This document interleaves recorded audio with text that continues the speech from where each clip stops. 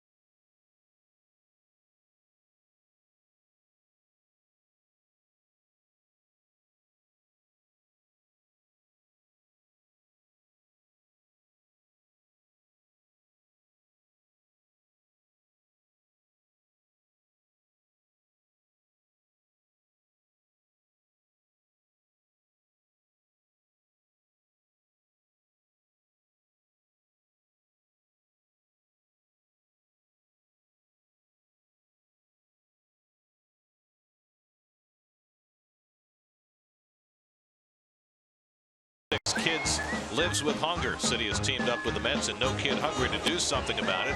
As you've heard all season from us, for every home run the Mets hit at City Field this season, City will donate enough for No Kid Hungry to provide 20,000 meals to kids in need. To date, the Mets have already hit 75 home runs at City Field this year, thanks to partners like City. 23,000 more kids in New York City started their day with a healthy school breakfast last year, and City support alone has helped NKH provide more than 100 million meals for kids in need over the last 4 years. Together, we're knocking hunger out of the park. Get to Citi Field this Sunday for Fan Appreciation Weekend and the final McDonald's Family Sunday of 2018. When the Mets play the Marlins, all fans in attendance will receive a 2019 magnetic schedule right on time, courtesy of Hyundai. For tickets, visit Mets.com/tickets. Mets and Marlins on the final Friday of the 2018 season. First pitch is coming right up.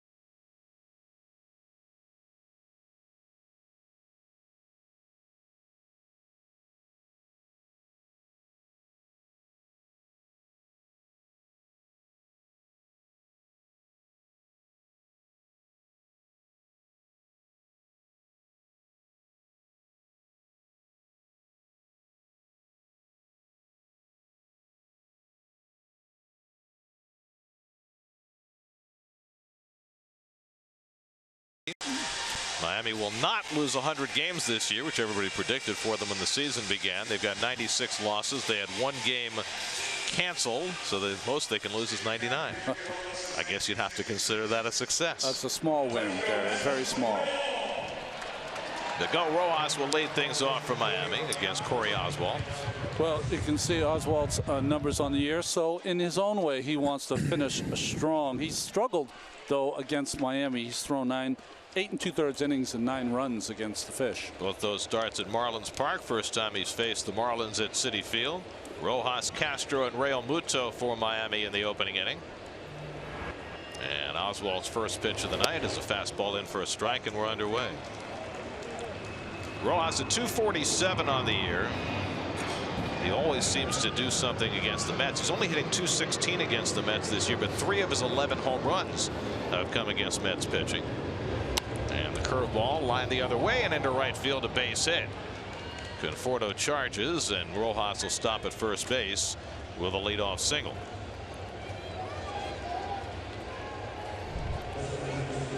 just out of the reach of Jay Bruce, and Rojas has always been someone that always manages to get base hits against the Mets.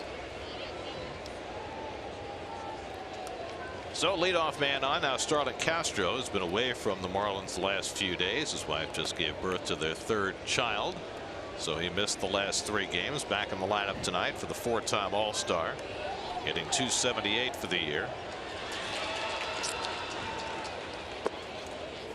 And Oswalt misses low, ball 1. From our perch here, you can see Jeff McNeil shaded way up the middle. I always think of Castro as a guy that uses all fields. That's why he's got so many hits in his young career. 1,442 hits at age 28. It's pretty good. I mean, he's almost halfway to 3,000. Should reach 1,500 sometime early next year. It's the back 1,500 of the tough ones.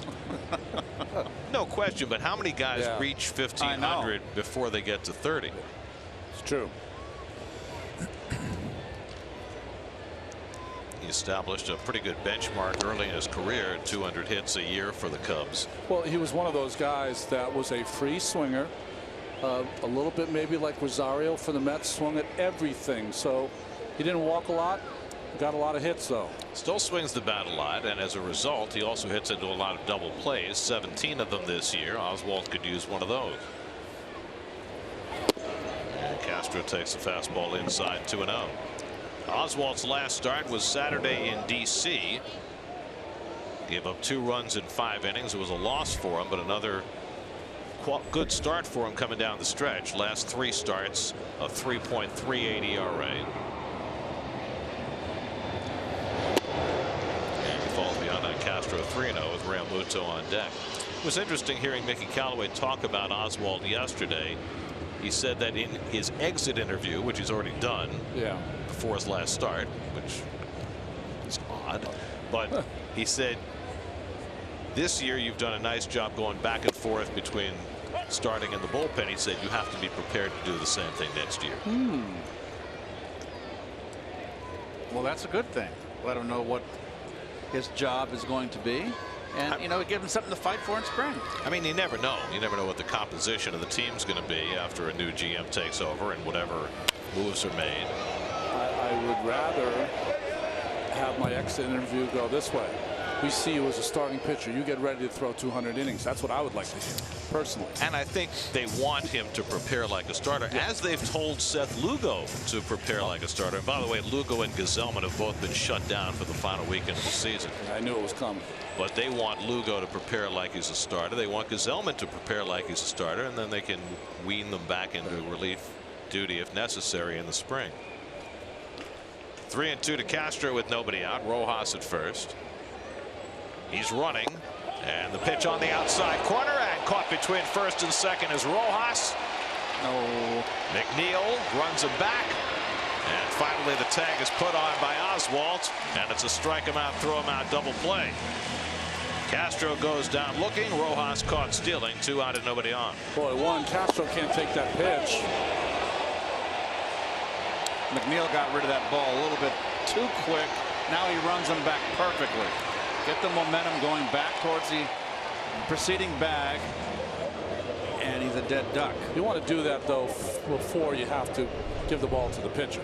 2-4-3-4-1 on the putout. This area code. Where would that be? I don't know. Somewhere in like Wyoming. No, the 2s are like east, right? But not that far east. Here's Real Muto. First time All-Star in 2018. Real Muto, 21 home runs, 73 RBIs. Clearly the best player on this team, and a guy who has to decide where he wants his future to be. Well, does he get to decide it, or the Miami Marlins get to decide it? But I know what you're saying. I think that they would love to sign him to a long-term deal as he fouls the changeup at the plate. But I don't know if that's what he wants in a rebuilding organization. Yeah. Well, it depends on the cake, right? How much they're going to offer you. I would be a little reluctant. I think I would want to get out of Dodge. Well, everybody else did. He was like the last of the Mohicans. Changeup in the dirt, 2-2. Statcast AI powered by Amazon Web Services. I thought you were a little more loyal, but I guess. How come your chair's so low? I honestly don't like sitting high with my feet hang on the thing. I like to have my feet on the ground. You're taller than me. I know, but it just feels better for me if it's all right. And he went around, strike 3. Realmuto, a strikeout victim. Oswalt with back-to-back strikeouts to finish off the first inning. Mets come to bat in the bottom of the first with no score.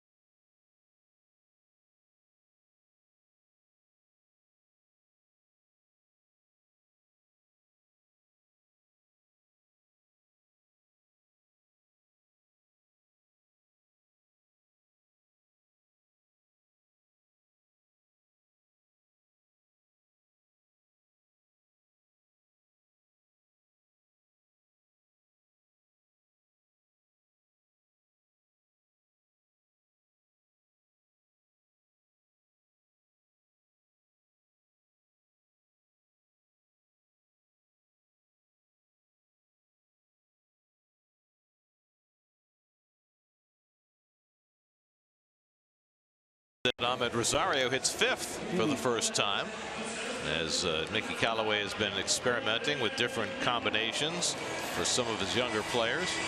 I think the experiment is Rosario, to see what he looks like in different parts of the lineup.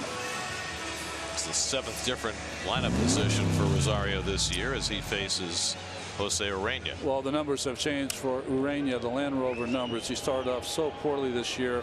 He was suspended, 6-game suspension after August 15th, hitting Acuna Jr., and he's gone 5-0 with a 1.85. Brandon Nimmo leads off, takes a knee-high fastball for a strike. Brandon, of course, with the big on-base percentage, tremendous year getting on base. There it is, over 400. That's fabulous. Like him in the top of the order. One of the reasons why his on-base percentage has risen to this height is that he's walked 28 times in the month of September, which ties the record for the most walks by a Mets hitter in any calendar month, which was set and never equaled until last night by Keith Hernandez. What year? July of 1984. Oh, no, why? I remember, because we didn't have Gary Carter and Darryl was young, and the left-handers would pitch around me to face Darryl. So all Brandon needs is one walk in these last 3 games to knock Keith out of another line in the record book. Well, Matsy tried to do that to me. It didn't work out, so we'll see what happens. Jeff McNeil on deck, then Michael Conforto, and that's inside. Nimmo almost got hit for the 23rd time this year. Hey, Keith, a season lost for the postseason. Are you, as a player, know that you have a 402 on base percentage, and you want to get that just like a 300 batting average? You're aware of it, okay. Yes, but I'd rather get it by getting base hits like and that. He just got a base hit right underneath Castro and into right field. So that'll improve the old on-base percentage, even if it doesn't knock Keith out of the record books. You've been very prescient this homestand, Keith. You really have.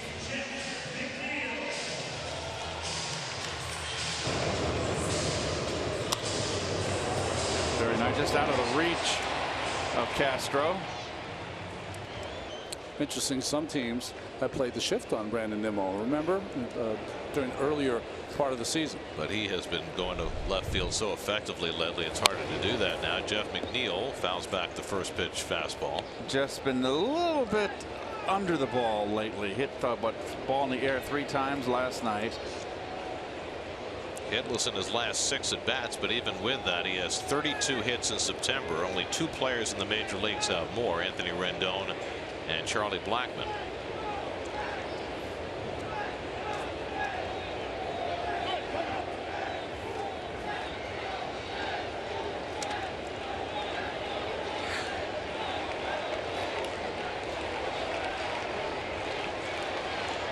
Urania pitched here just a few weeks ago. Marlins making their 2nd trip to New York in September, and he pitched a gem against the Mets, gave up a run and 4 hits over 6 1/3. Part of his late season run.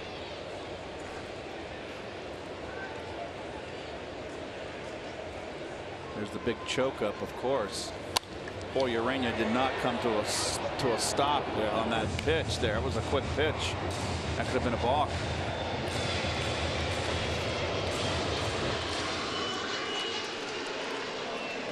Marlins shift their defense and bring Brian Anderson over to the right side. Very interesting with a guy that sprays the ball like McNeil. Let's see if they just pound him in.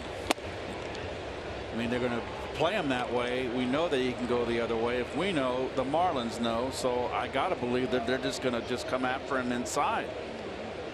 It's remarkable that they're giving him that entire 60 feet inside of third base. That's a lot of space for him to shoot at. He chops one over the mound right near the bag. The flip to second and Rojas to first, not in time. Play was slow developing.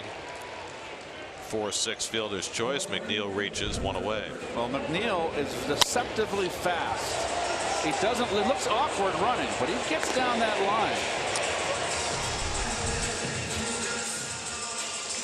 He's almost hitting and running out of the box, right? Got a little of that Ichiro thing going on. So here's Conforto, who continues his splendid September run. 29 runs batted in the month, leads the major league. That's a lot of good things going on late in the season. Team is 16-9 in the month of September.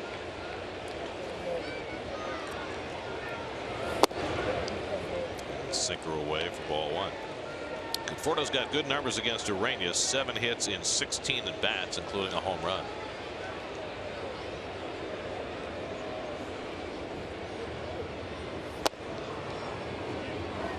And now 2-0. Jay Bruce waiting on deck.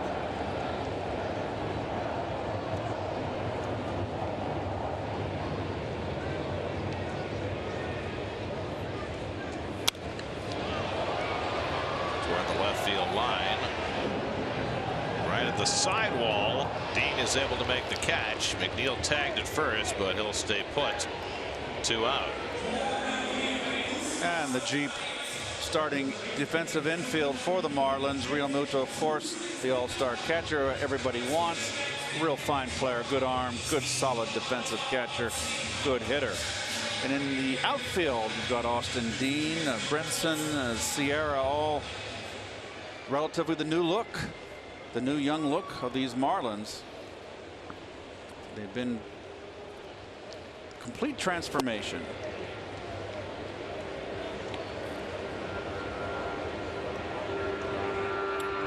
Jay Bruce has 2 career home runs against Urania in 15 career at bats. McNeil runs. The throw by Real Muto not nearly in time. McNeil got a great jump and steals his 7th base. Well, McNeil shows a lot of savvy. He's a good base runner. He's much better. Oh, he let him get a jump like that. And he's just very intelligent on the bases. Now, how do you prevent a guy from getting a jumping lead like that? Right? That's just falling asleep right there. You got to have a feel for it. Just step off. Pick him off at first. You got to have a feel for that. 1-1 to Bruce. See, the problem, Gary, is that the coaches tell the catcher when the pitcher is supposed to throw to the base. So if he's not throwing to the base, he doesn't have a feel for the guy on first base. That's what happens when you take it out of the pitcher's hands and you put it into the coaching hands. Well, that would lead to an obvious question. That ball is saved by the umpire as it got behind Real Muto, but it hit Winters to keep it from being a wild pitch. I guess my next question is it possible for a team to steal the signs for throwing the ball to first so that McNeil could have known that he wasn't going to throw over? Absolutely. Absolutely. You can even see it sometimes by the catcher's forearm. If they do that, the way they kind of flip that thumb, you can see it sometimes if you have a big lead. 3-1 to Bruce, and he misses low ball 4, and the Mets have 2 men on.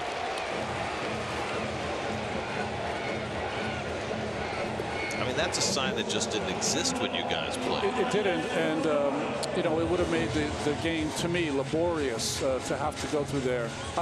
End of my career, they started to do that. But you still, as a pitcher, have to have a feel. Even if your coaches tell you not to throw over, you got to have a feel and take a look at the guy, make sure he's, you know, doesn't have too big of a lead. So 2 out of 2 on, and here's Rosario, his first trip in the 5-hole this year. Takes one of the knees for a strike, 0-1. But it's the price you pay. The more you take, you know, the thinking out of anything for a pitcher or a hitter or a catcher, the less feel they'll have and instincts for the game.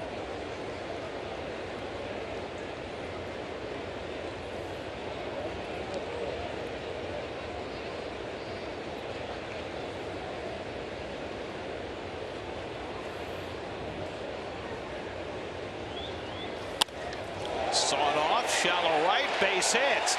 McNeil around third, heading home. The throw to the plate by Sierra, cut off. Now Rosario trapped between first and second, and the tag is made before the second run can score. Thought maybe he'd try to stay in a rundown a little longer, give Bruce a chance to come home, but the Mets will settle for 1 run on the Rosario hit, bringing in McNeil with the first run of the game.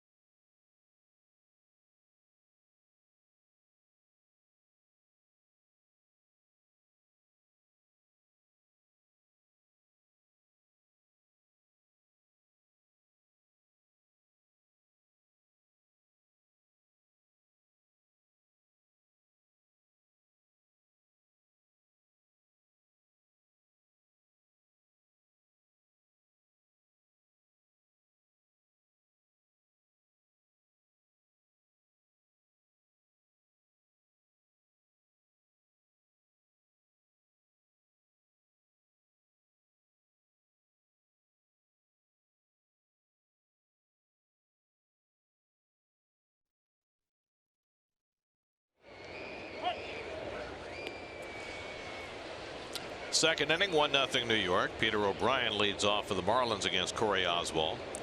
O'Brien's been showing some real pop, getting a chance to play lately. Guy who was kicked around through a number of different organizations after the Yankees drafted him as a catcher out of the University of Miami. Marlins got him from the Dodgers. 53 at bats this year. He's had 4 home runs, and he hits one in the air to center. And Nimmo is there to grab it, 1 out. Well, here's that hit by Rosario and how the play ended. Well, it's a soft liner to right. Now that means with 2 outs, runners are running. You got to know your base runner, Nimmo. Even though the right fielder is in close, I really kind of question Rosario taking the base to force the cutoff. I think Nimmo scores automatically. And Gary, yes, you're right. He could have got into a longer rundown in hopes that Bruce on the backside would score. Looked like he broke it down, not even realizing that that there was a chance for that to happen. And Sierra in right field does not have a strong arm, and you know that's your scouting there, knowing your arms. But then you got a lot of young players here that aren't very familiar with each other. Brian Anderson hitting 5th in the order, finishing off a very solid rookie year. In any other season, Anderson might be a prime candidate for Rookie of the Year. This year, there's not even a prayer. Yeah, he's dwarfed by numbers and age. Well, between Juan Soto and Ronald Acuna, they have put up such startling numbers at age 19 and 20. It certainly minimizes what Anderson has done, but you shouldn't minimize it because, for one thing, he's been there all year, which the other two haven't, and he's going to end up playing 155, 156 games this year. That's impressive. I like to see that.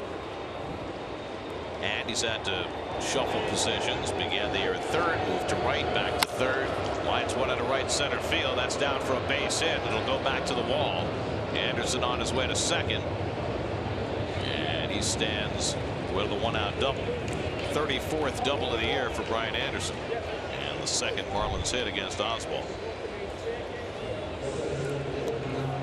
Well, I like hitters that use the opposite gap, and we're starting to see more of it now. I think kind of trending back. I think probably here's the pitch. 4-seamer away, Keith.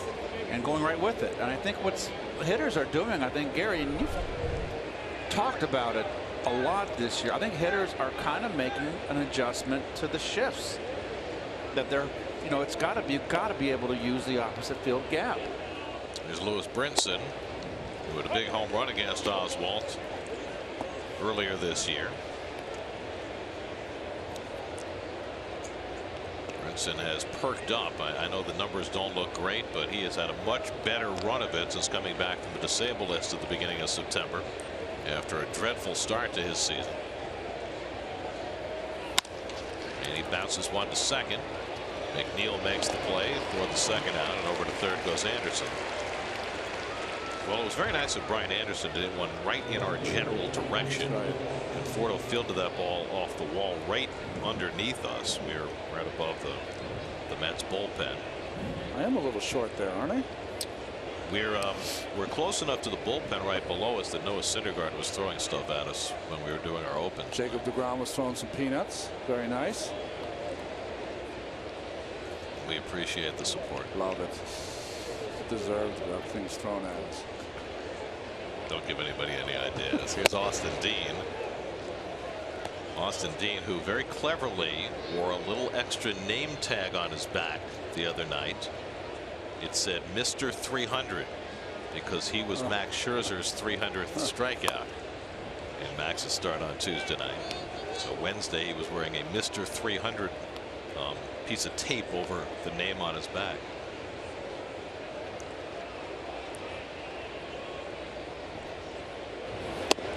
I know there was a movie. Falls behind 3-0. I know there was a movie, Mr. 3000, so you could have worn that on your back, Mr. 3000. For Seaver? Yeah. Yes. Mr. 3000 was Bernie Mac. That's right. Very funny. Danny Heap was Nolan's 5,000. Can you imagine? Wow. That's incredible. You think about that. 5,000 strikeouts. Dean walks on 4 pitches. First walk for Oswalt, and Keith finally gets to do the defense. Oh, and it's Alexis defense as usual. Plawecki, the home run last night behind the plate again. Jay Bruce has been flitting back and forth from right field to first base. I like the way he's played first base. I have no issue with him there. He's been doing a good job. The outfield, Dominic Smith in left field, really out of position. He is a first baseman. Now Magneuris Sierra takes the first pitch curveball for a strike. Sierra hitting 8th in the order and playing right field. He was one of the players that the Marlins acquired when they traded Marcell Ozuna to the Cardinals. The other bigger piece was Sandy Alcantara. The pitcher will go on Sunday in the final game of the season. Big hard throwing right-hander. Boy, he's good. Good sinking action on his fastball. But Sierra, when the Cardinals called him up last year, he hit a little bit. He hit over 300, but he has really struggled with the bat this year. 139 at bats, hitting just 194. Anderson at third, Dean at first with 2 out. And Sierra lays off. A good block by Plawecki to keep the runner at third. 1-2. Good 0-2 pitch by Oswald. Just bury that down and in. See if he can get a swing on it. And Sierra was able to hold up his bat. Down to second on the play goes Dean. So it's a wild pitch charged to Oswald. So 2 in scoring position for the Marlins. And another block by Plawecki, and it's 2-2. Today's game, it's very unusual to see a starting pitcher when he has runners on second and third and 2 outs to go from the windup. Most everyone is from the stretch now. Yep. Pitcher on deck, first base open. 2-2 count to Sierra, and he grounds one foul. You know, when I pitched, and I hate to talk like that, but when I pitched, you always thought you could get a little more on your pitches when you threw from the windup. I don't know if that's true or not, but that's how you felt. I think if you're if you feel more rhythmic, yeah, and more comfortable, then wind up. Doesn't make a difference whether your team is in a shift. In other words, if you had a left-handed pull hitter up there and your third baseman was playing further off the line, wouldn't you be less likely to use the windup? It's not the runner on third that bothers you. It's the runner on second. That's why sometimes you pitch from the stretch. You want to keep that runner at second close enough so that could be a play at the plate. Would you be less reluctant to go from the windup with a runner on first? Because that can score in a double. Yeah, I would not. I would definitely pitch from the stretch with the bases loaded. Well, Oswald got ahead 0-2, but now with first base open, being very careful with Sierra with the pitcher on deck. So here comes the 3-2 hook, right? One would suspect. And it's grounded down to Bruce. Tough hop. He handles it, and just in time to get the speedy Sierra. That retires the side. Oswald strands a pair. 1-0 Mets in the second.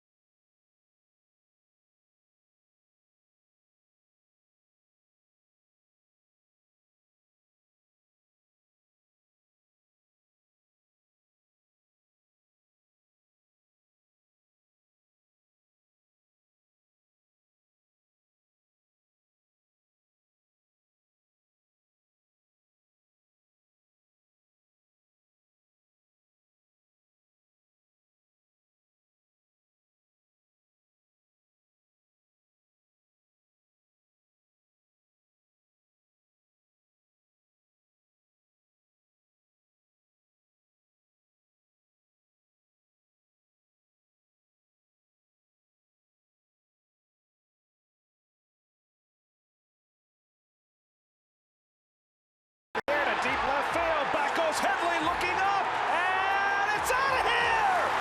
David Wright ties the game with a 3-run homer. The first Met home run of their new home. Say hello to Citi Field.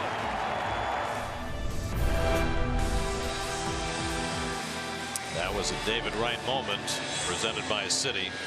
That was awesome. You see the people in the background going nuts? It's a great call by you, Gary. Outstanding. Well, David has provided so many great moments, and you know, these tonight and even more so tomorrow, the chills that you anticipate feeling when he comes out of the dugout, I think are going to be fairly spectacular for this final go round. Probably get a layout from the producer. You think? That means, by the way, in TV talk, layout means don't talk. That's right. Be quiet. A strong don't talk, by the way. Dominic Smith leads off the home second. Well, there's a difference, though, between layout, which means don't talk, or wrap it up, which means stop talk. Which means you're talking too much. That's usually me in the open. How about we got this one this year? Hey, how about landing this plane? Bring it in for a landing, will you? So normally, or as our great late director Bill Webb used to say, you're on your own. or I'll cut your mic. Oh, and we're clear. That's another one.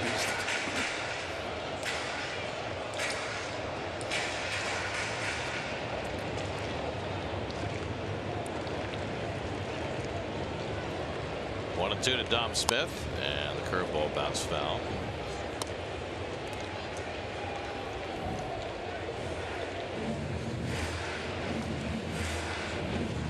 Smith, then Frazier and Plawecki for the Mets in the second.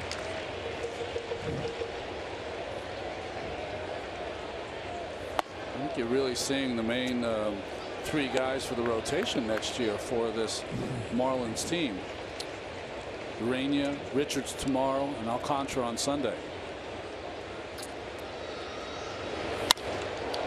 Smith drives one to center, but overcomes Brinson to grab it. 1 out.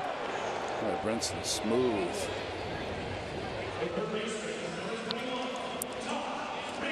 Ronnie, where are you heading this weekend? I got to go to Boston. This is your last game with us. That's it. Done. It just always seems very strange when Gary and I close out on a Sunday. I feel and you're not here. I feel the same way. It's a very strange thing. Well, this year we helped you out. We took you out of the booth and brought you outdoors. You're almost halfway home. Yeah, exactly. That's right. Todd Frazier takes ball 1. Well, I'll definitely miss being here tomorrow for David's game, and I'll watch that. I'll stream that online. You have the app? I do. So be great. I'll be watching. We know David's going to be joining us in the booth after he comes out of the game. Oh, that's cool. Oh, very nice. That's going to be. I mean, I can't ever. This is how it's going to go down. Yeah. He's going to come up to the booth still in uniform. That's cool. Because then he's going to go back down, and they're going to have a little tribute for him on the field after the game before the fireworks. I think he's going to speak to the fans too. Right? I've never in all the years I've been broadcasting had a player come to the booth for an interview in uniform. Unless they wanted to fight. No. That hasn't happened yet, but it could. No, I think it's going to be special all around. It's. I don't know about you guys. I don't know. I'm not going to be here, but I don't know how to feel. But it's it's going to be a good feeling. You just don't know how to feel. Well, there's going to be a lot of emotions, right? It's that incredibly warm, happy feeling to see him on the field again as Frazier draws a walk. But also the understanding that this was a guy whose career was on a Hall of Fame trajectory and got cut short by injury, and this is it. And there's a sadness about that as well. Yes, it's for the athlete. It's over. Yeah. It's something that you've done and wanted to do, your dream, since you were a little kid. 6 years old. Yep. And now you've got a whole second half of your life, and it's over. And I will tell you, just from experience, you are so excited to be able to spend time with your family. But what happens on the field, I don't care what you do, cannot be replaced, ever. Well, for a lot of guys, you finally get to know your family. Kevin Plawecki drives one down the left field line over toward the corner. Dean, and it's a foul ball. Well, that left-hand corner we still can't see. Can't see that from our booth either. For a minute there, I thought Kevin had another home run. We don't have this angle here. It's hard to tell with the ball off the bat. It's hard to tell a lot of things, but it's exacerbated by the fact that both these teams are wearing colors tonight. Yeah. With the black uniforms for the Marlins and the blue uniforms for the Mets. From as far away as we are, sometimes it's hard to tell the fielders from the runners.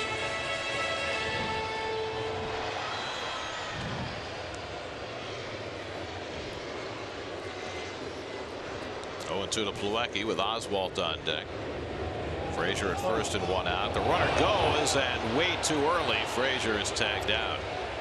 Well, McNeil was able to get that jumping lead and steal a base in the first inning, but Frazier took off way too soon. Did the same thing McNeil did, but Urania just perfect. Just threw out the second, and Castro applied the tag. So it's a 1-4 caught stealing for the second out. And what makes that worse is if Plawecki makes out, now you got the pitcher leading off the next inning.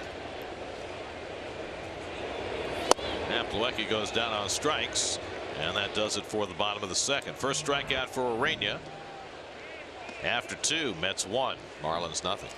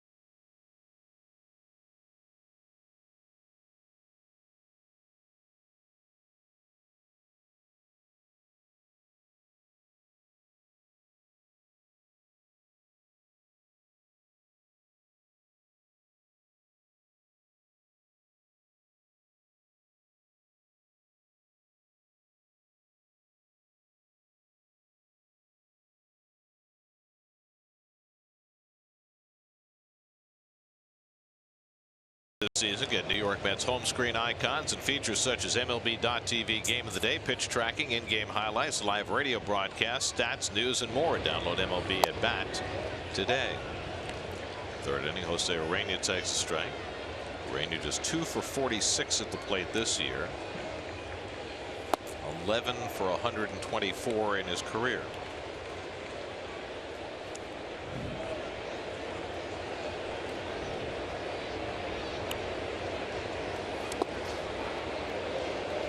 Oswalt has had traffic to deal with in each of the first 2 innings. Got to strike him out, throw him out, double play to end the first, and was able to work around a couple of runners in scoring position in the second.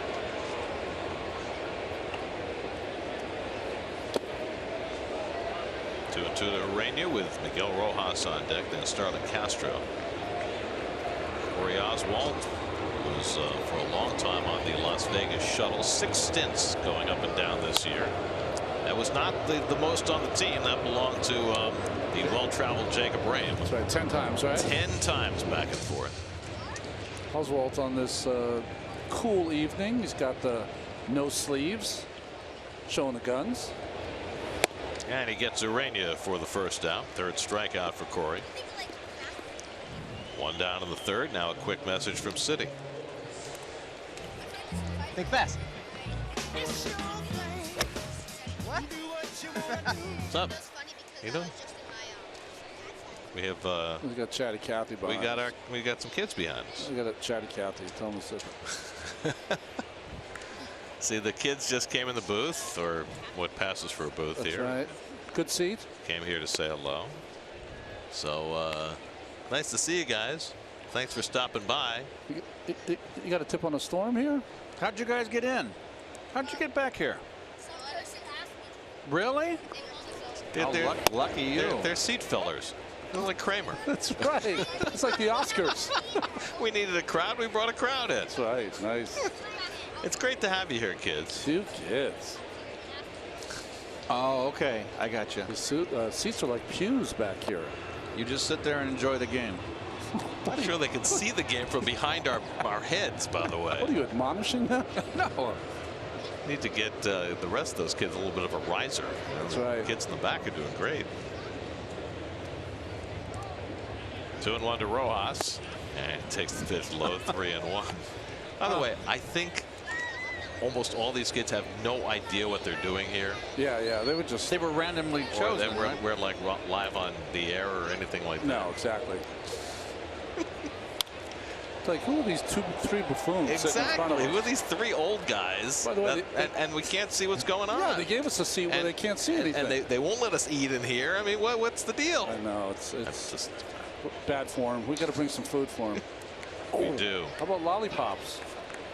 Here we go. I think that's perfect. Here we go, guys. They can join in the fun. All right, here we go. Santa Claus. Here we go. Grounded down to Bruce, and he'll make the play on Rojas for the second Oh my out. God, these guys are animals. I heard them all say thank you, though. They did. Oh, there's one more orange. Here we go. Oh. He's a vegetarian. One is a vegetarian. He won't take the lollipop. I'm not sure. I don't know how that counts, but Is there meat in the Tootsie Pop? Is something I don't know about? you know. I think we're all in trouble. Here's Starlin Castro. Took a call, 3rd strike. Part of a strike him out, throw him out, double play in the first, and a first pitch curveball bounce foul. It's actually a lovely night, you know. Nice fall night. Turned out nice. I think we were just fearful of if it was windy tonight. Right, because there's such a wind tunnel over here underneath the scoreboard. We've experienced that before when we've sat further over in center field. So, Garrett, we should probably get the fans up to speed what happened in Chicago with the Cubs and Cardinals today and how it affects the standings with 3 games remaining. Go ahead, Keith. Well, the Cubs beat the Cardinals. Cardinals are in trouble. And later on tonight, you're going to have Colorado at home playing the Nationals. Very interesting. And where are the Dodgers, Garrett? The Dodgers are in San Francisco facing right. Madison Bumgarner. So the Dodgers are a game behind the Rockies, and the Cardinals are now a game and a half behind the Dodgers for the second wild card. So they're in real big trouble. Bumgarner was supposed to pitch 2 days ago. They held him back to face the Dodgers in San Francisco tonight. There's no ball for Castro. He's on with a 2-out walk. No love lost between the Dodgers and the Giants. Well, you know, we were talking before. Isn't it great to see the Dodgers, Giants, Cubs, Cardinals, Red Sox, Yankees on the last weekend of the series, and they do not like each other, and holding Bumgarner back is a big move.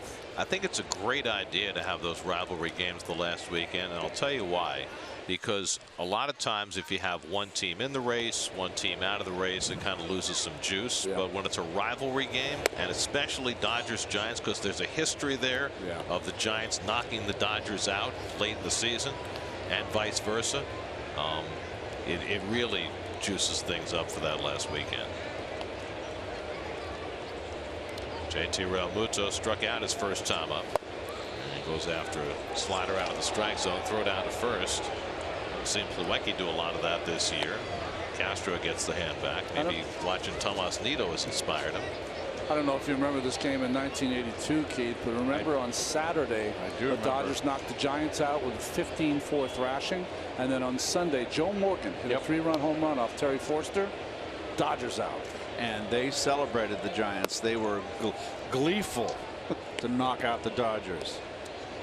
Dusty Baker was playing left field that day, said it was the most devastating hit that he's ever seen against his team in his history of playing.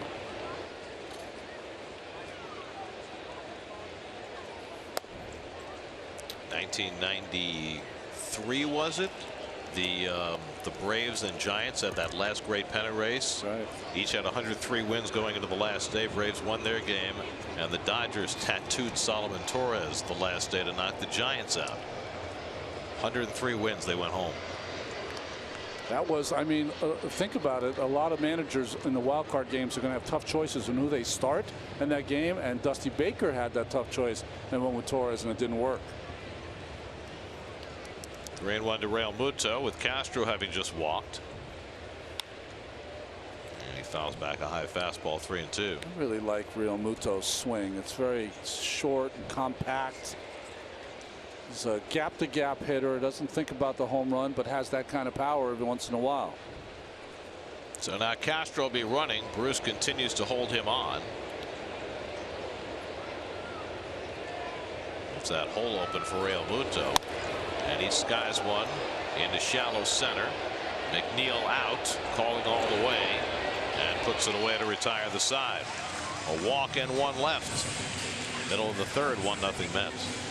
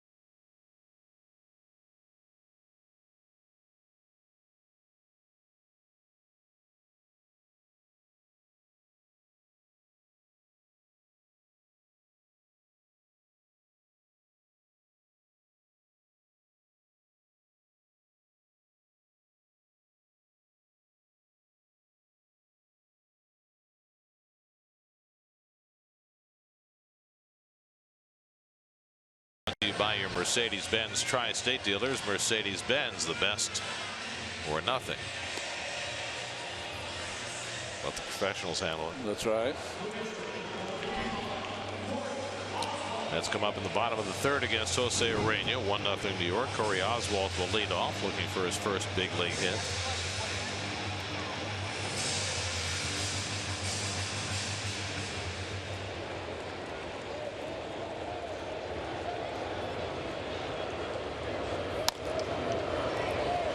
Side, easy play for Castro.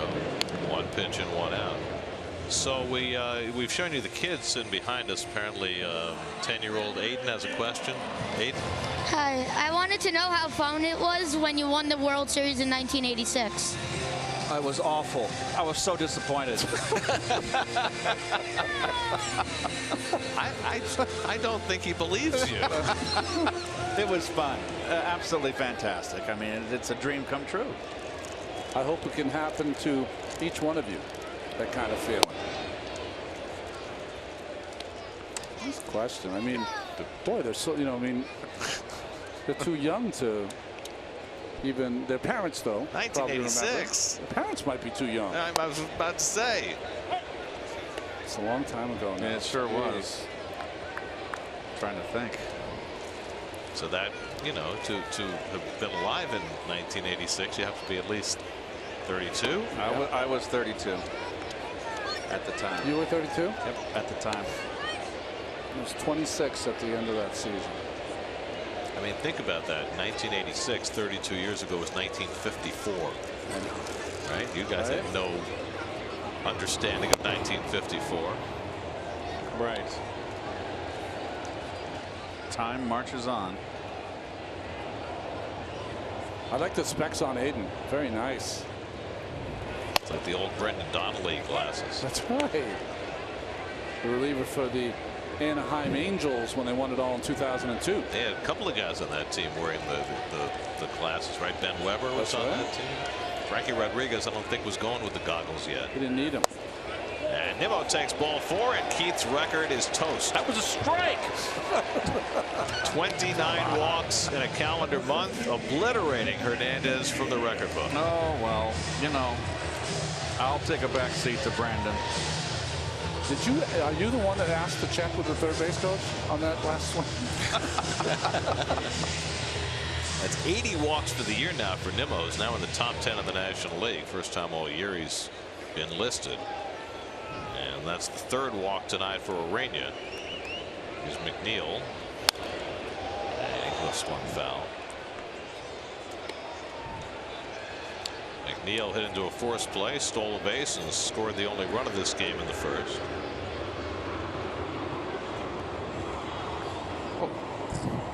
Cookies. I bet you those kids would love cookies.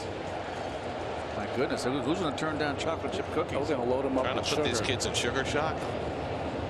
I mean, their parents have to deal with them for the rest of the evening, right? That's right. Unless they're staying with us, in which case Keith can babysit. Keith's got room. No. Amongst the 3 of us, he's the only grandfather, so I think he's very prepared for the role. Yep. Oh, he didn't like that one. Okay. Good. We're good. That's chocolate chip. Like Halloween, early Halloween. Raisin. Gave away all our cookies, Keith? Yeah, I did. And this is a cool one too. Oh, the sugar cookie? Yeah. The sugar cookie is underrated, you know. I agree. We need some sliced carrots for the vegetarian. What, you can't eat cookies either? Come on. Very careful. We're saving these kids' parents' wallet tonight. Will slaps one foul, and it's 1-2.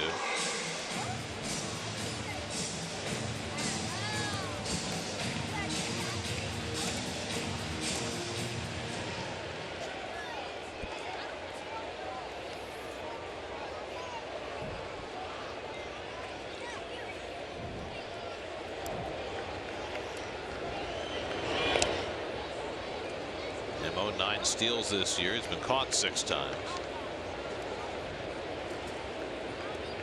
Once again, they're giving McNeil the entire 60 feet on the left side. It's just kind of baffling. And he grounds one on the left side, and that's going to be an infield hit. That's how it works.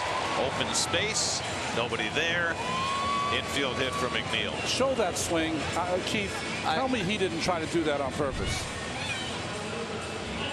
Yes, he did. A little inside out. He wanted to hit a little harder than that, but he'll take it. I mean, you can't play him that way. He handles the bat too well. McNeil. Most teams have figured that out. Apparently, the Marlins are late on the uptake. Look at, here's the swing. Watch the inside out, bringing the hands in, that front elbow in. He's trying to shoot that ball in the hole. Absolutely, and why wouldn't he? He's got that skill. Plus, he's a table setter. Conforto drives one out to deep left. Back goes Dean to the edge of the track to get it. And now trying to hustle back is Nimmo, who's all the way around second, and he gets back to first. Or McNeil, excuse me. Yeah, McNeil got a little bit carried away on that one. And did he retouch second on the way back? Yes, he did. He didn't have to round the bag. Yes, he did.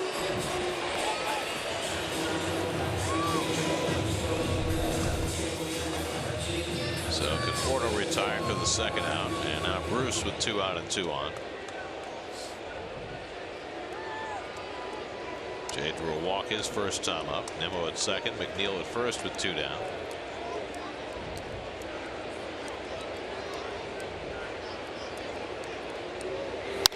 And Bruce skies one into center field. Easy for Brinson. And that retires the side. So Urania works around a walk and an infield hit. Still 1-0 Mets after 3. Enjoy the cookies, kids.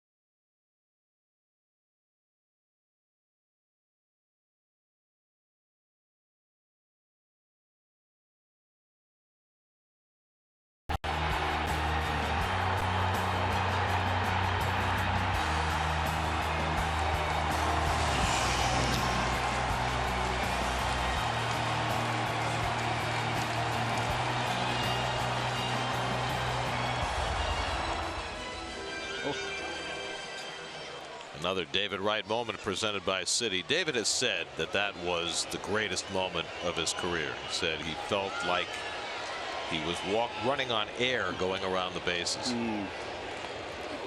Getting a World Series home run in the first World Series game ever played at Citi Field. Fourth inning, 1-0 New York. Peter O'Brien leads off. First pitch curveball ripped into left field for a base hit. Chased down by Smith, and O'Brien will stop at first with a leadoff single. Remember the last time the Marlins were here, Peter O'Brien hit a home run to right center. He's got tremendous pop. And this one kind of a top spin base hit to left field. I'm noticing that Oswald's throwing a lot more curveballs in this outing. For the season, 17% curveballs for Corey. 68% fastball, and I think you're right. I think his curveball ratio is up. Here's Anderson, who drove one to right center for a double his first time up.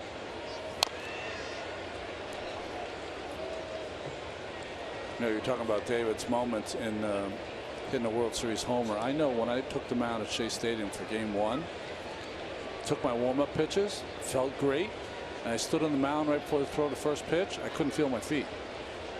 And then threw the first pitch, and after that I was fine. Really? But it was like, whoa. Feet felt funny. How'd your feet know it was the World Series? I don't know how they knew, but I'll tell you. I was like, I can't feel my feet. Let's see if we can get strike one in there. After that, didn't feel anything, but just needed to get over those initial nerves.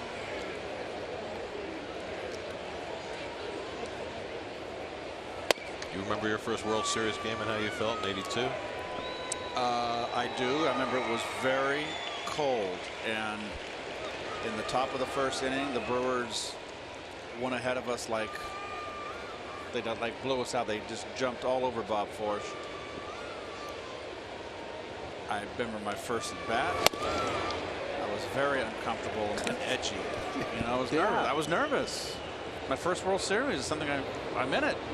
Mike Caldwell was the pitcher. Started Game 1. Ironically, who I got my first major league at bat against. My first major league hit. Wow. I broke in. And then now he starts against you in Game 1. Yep. It's like a recurring theme. 2-2 to Anderson. Left swung foul. It's one of those things that you know all your practice and throwing on the side, whatever, has put you in this place, right? To pitch in front of these many people, to be in a big postseason game. And then, but you have to go through it until you understand what it is.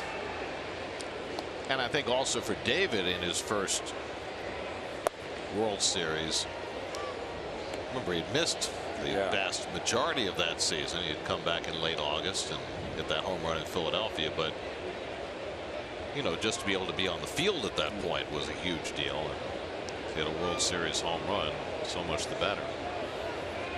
3-2 coming. Runner holds, and the pitch is low, ball 4. So Oswald has found some trouble. The first 2 men aboard in the 4th. Third walk given up by Corey. We have the Mets bullpen right below us. Can't really see though if someone's getting loose. I can probably see the bullpen catcher. We can see the bullpen catcher if I lean over. Right now the bullpen catcher's glove is lying on the turf unmanned. Well, I mean, he's a young pitcher. Let's see how he can get out of trouble.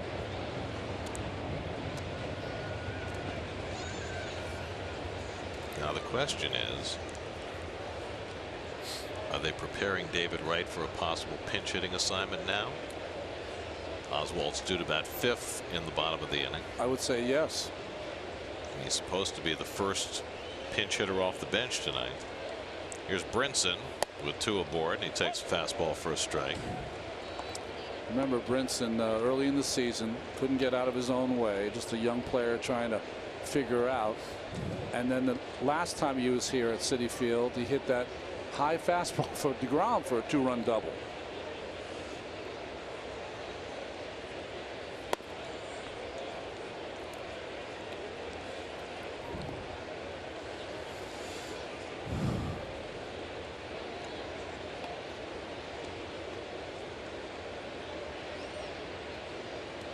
Brinson grounded out to second base his first time up, and the Mets play him to pull.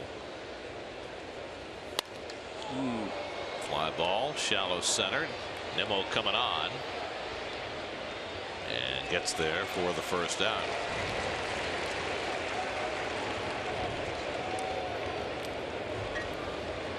Well, it's interesting. Look at the reaction on Brinson. Now, what I find remarkable is hitting 200 and he has a reaction like that. You're hitting 200, you've missed a lot of them over the year, over this long year. But when you have one right there, a high pitch, that's a cookie, and you pop it up, particularly with men on base, it'll make you angry. Now Austin Dean, who walked his first time up. First and second, 1 out. And Dean takes one on the corner, 0-1.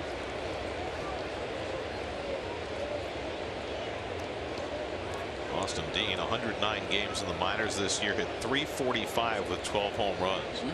Hasn't quite translated yet at the big league level.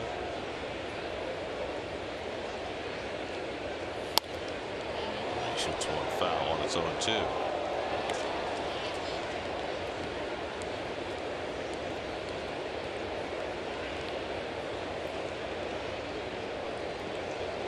Oswald up over 70 pitches already, working in the 4th inning. He's walked 3, struck out 3.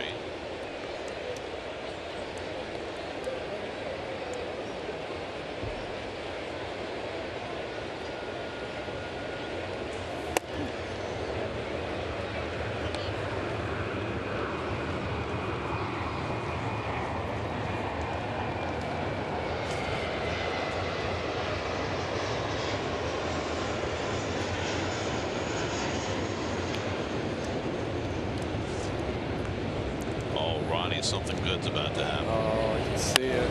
Slashed foul. Well, we always get a delivery of food when we do these outdoor broadcasts, but we never get the good old-fashioned Nathan's hot dog, and we have got a hot dog vendor here for you. I've been calling for it. What's your name, my man? Arnold. Arnold with the hot dogs. Nice. Perfect. Oh, Arnold, thank you so much. I know you got some mustard and ketchup back there. I got my man Russ. He's going to tip him. No, I got him. No, we got it. We got it already. Russ has got him. Yeah.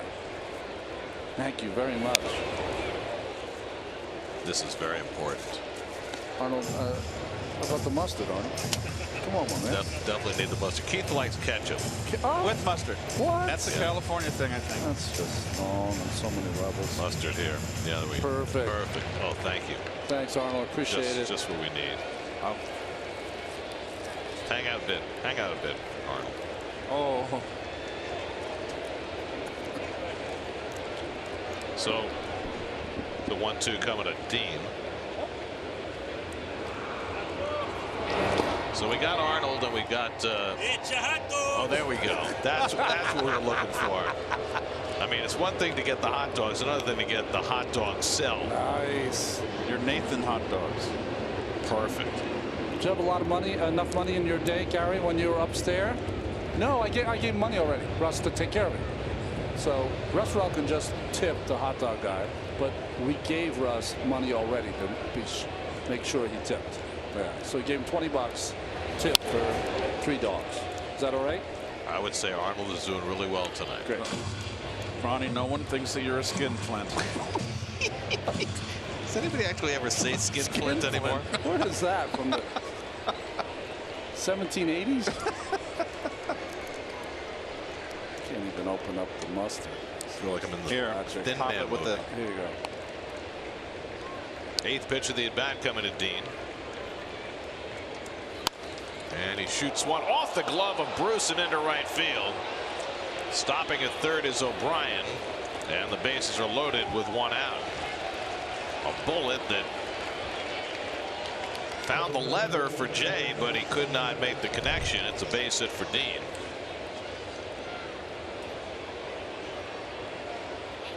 Well, with a line drive. Oh, just tipped the glove. Jay.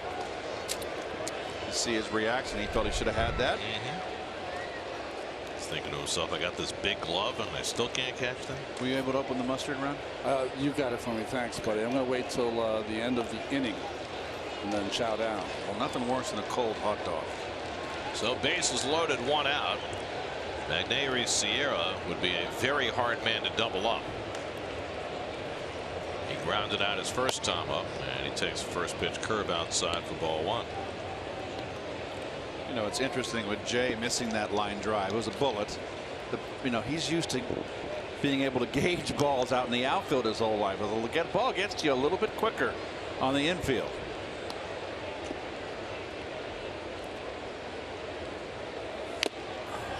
Always wondered, Keith, they call third base the hot corner. Is it any less hot at first base? Well, there's more right-hand hitters, but when you try holding someone on with Willie Stargell up, or John Milner, Joe Morgan, Willie McCovey, that'll get your attention. You're on point. Austin Dean, Bryce Harper. 2 balls and a strike to Sierra.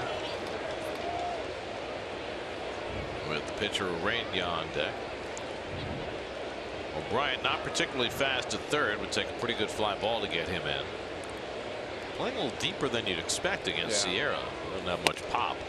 And now Oswald's painted himself all the way into a corner. It's 3-1. This Mets outfield defense configuration with Smith in left field, they play very deep. Everybody's kind of out of position here.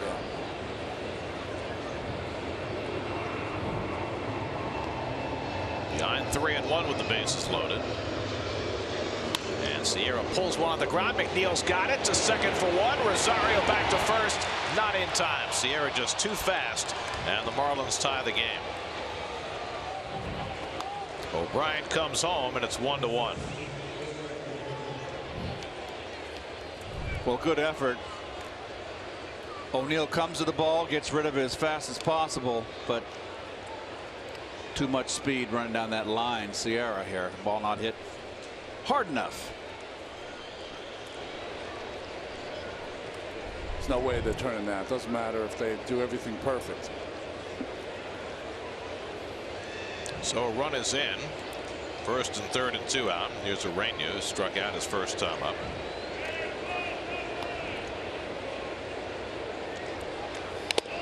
And he fouls that one off the home plate umpire, Mike Winters.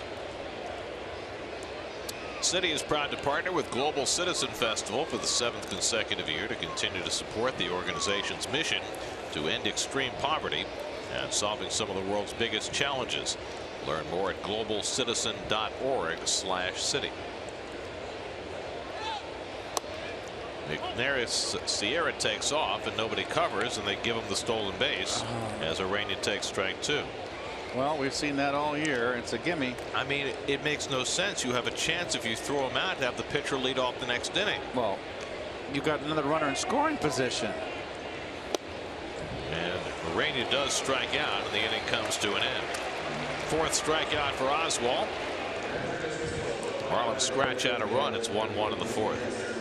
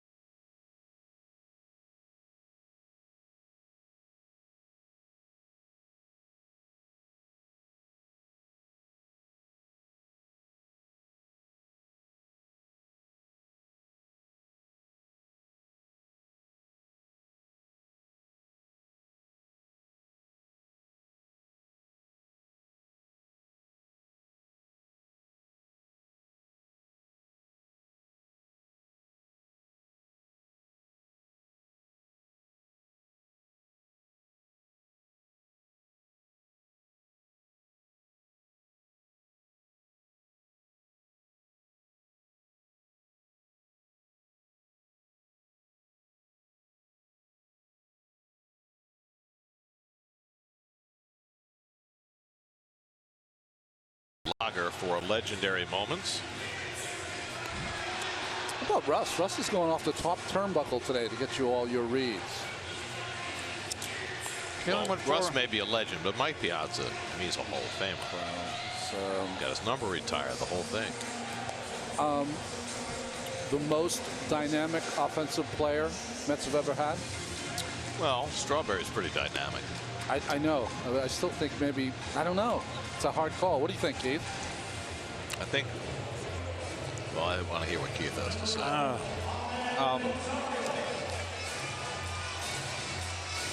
I would say that Darryl had more support. Piazza, a lot of days, was on an island. Okay. Yeah. And that certainly enhanced his value. Yeah. And you didn't have to worry about Piazza not coming to the park and not playing one day. Corey Oswald appears to be done, and what that means is that if his spot comes up here in the 4th inning, we could well see our first glimpse of David Wright play Major League Baseball for the first time since 2016. His spot is due up 5th in the inning, and Mickey Callaway had said coming into the night that David would be his first pinch hitter. Well, at first the Mets would have to get a couple of men on. Rosario drove in the only run of this game for the Mets with a base hit to right field in the first. Jose Reyes is going to start alongside David Wright on the left side of the infield tomorrow. Grounded down to 3rd, and it goes foul. Purchase your 2019 Mets season ticket package today. Choose from full season, half season, or 20-game plans that include opening day and the Subway Series. Plus, for a limited time, receive an authentic or replica Mets jersey with your purchase. Current season ticket holders, a reminder to renew your plan by this Sunday to take advantage of a full array of Mets amazing perks. Purchase your plan today at Mets.com/ticket plans. Did I miss it a bet? Rosario shoots one down the right field line, foul.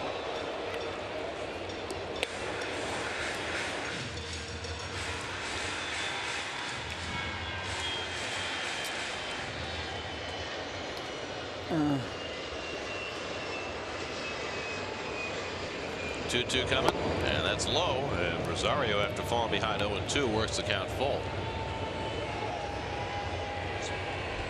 Tom Smith on deck, then Todd Frazier for the Mets in the 4th. And Rosario lines one into left field. Foul.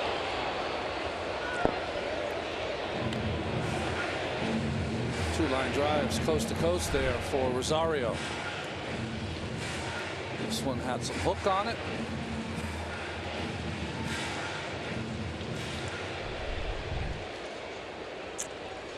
Ninth pitch of the at-bat coming from Urania to Rosario. And he struck him out. Second strikeout of the night for Urania. One away. By the way, those hot dogs were great. They were good. Just wanted to point that out. Great. We have some more young people coming in. Yes. Hi, guys. Hello. What do you got? What do we have? This is for your 30th year anniversary. Oh, come on. Oh, it's the perfect gift. What is it? It's Tootsie Pops. Nice. They brought us Tootsie Pops as David Wright makes his appearance in the Mets dugout with helmet on and bat in hand. And what a joyous sight that is. Oh, wonderful. What I was very thoughtful. Thank you, kids. That's fantastic. Thank you very much. Thank you. You guys are on TV. That'll supply us for all of next year. See? You There can you wave. You can tell Mom you're where you're supposed to be. And Dom grounds one through the hole. That's a base hit. And the Mets have a one-out base runner. Now they just need one more base runner to get right to the plate in this inning. Well, hit him with there's the hole right there again. A ball away, going right there. It's a routine ground ball to shortstop, but it's a base hit. So one out and one on. And now Frazier, who walked his first time up, and David's in the hole, and he looks as nervous as if he was a rookie. That's right. I can't even imagine what's going through his mind right now as Frazier pulls one foul. I mean, it's the unknown. Is he going to get a bat or not?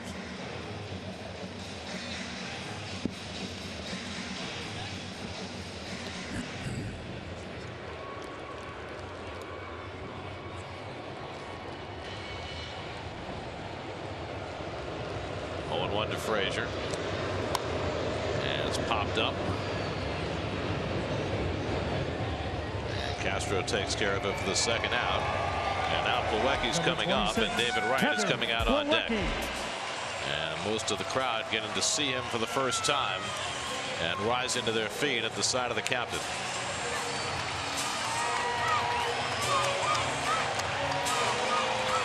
Yeah, he's nervous.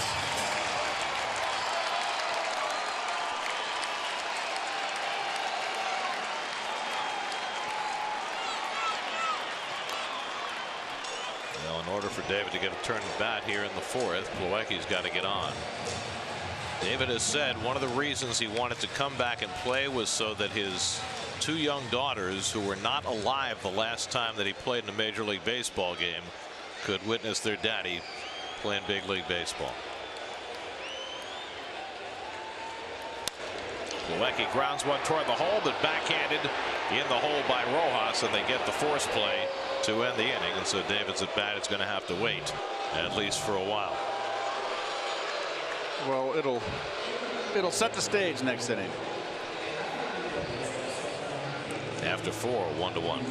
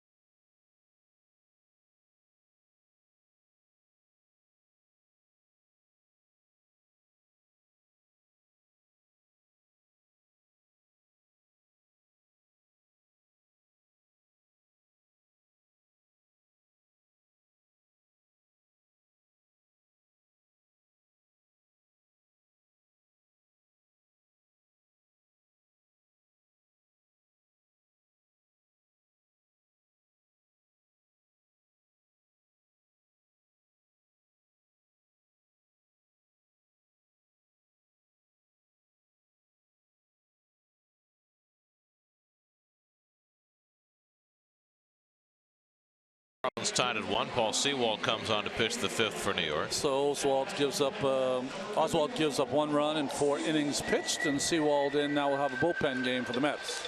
And the Mets do not double switch Sewald in, which means the pitcher's spot will lead off the next inning. So presumably when the Mets come to bat in the bottom of the 5th, David Wright will be leading off. Tweet your friends. Miguel Rojas leads off in the 5th. A single and a ground out, 1 for 2. And he drives the first pitch into left center. That's down for a base hit, and it goes to the wall.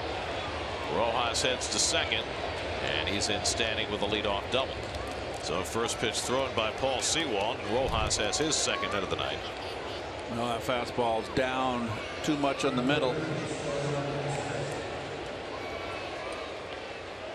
Sewald has, here's the side swing, Keith. And Rojas just continues to hit Met pitching.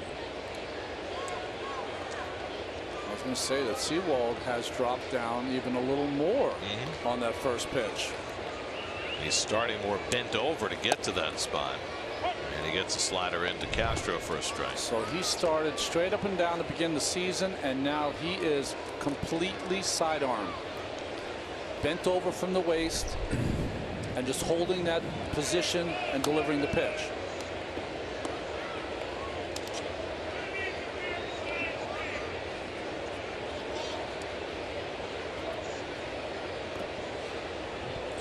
Castro has struck out and walked tonight, 0 for 1.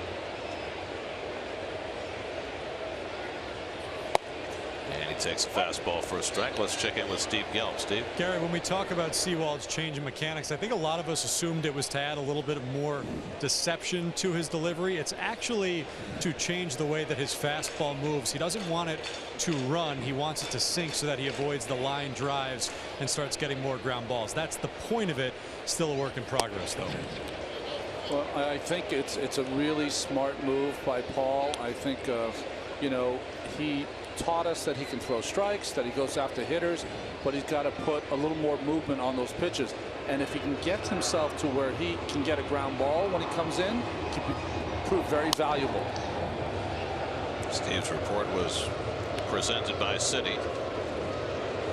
There'll be a couple of guys in the playoffs. The original Met, Joe Smith, will be pitching for Houston.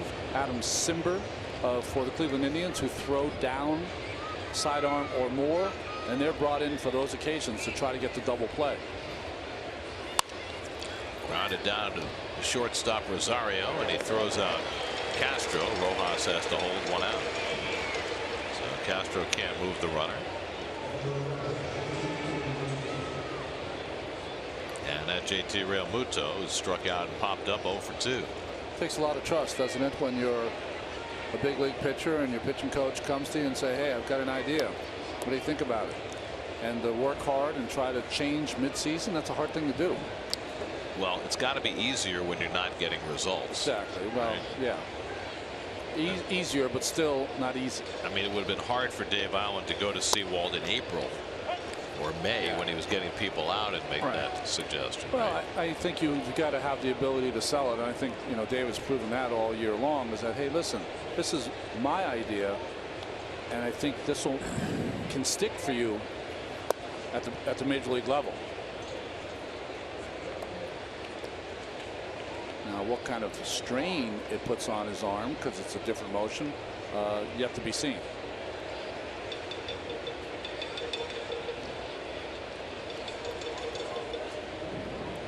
1-1 to Realmuto with O'Brien on deck.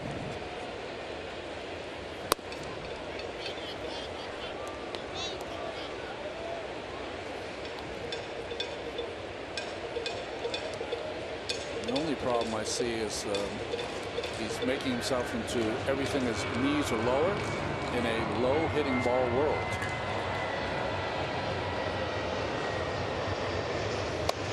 Ball running on Realmuto, and it's 2-2.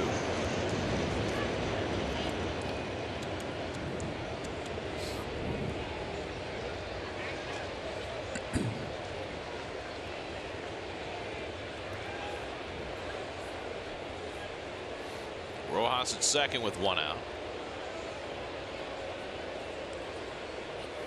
And Realmuto grounds one down to third. Handled by Frazier. 2 out. Rojas is still stuck at second. 2 ground balls. Yes, and it's going to make Sewald here really tough on right-handers.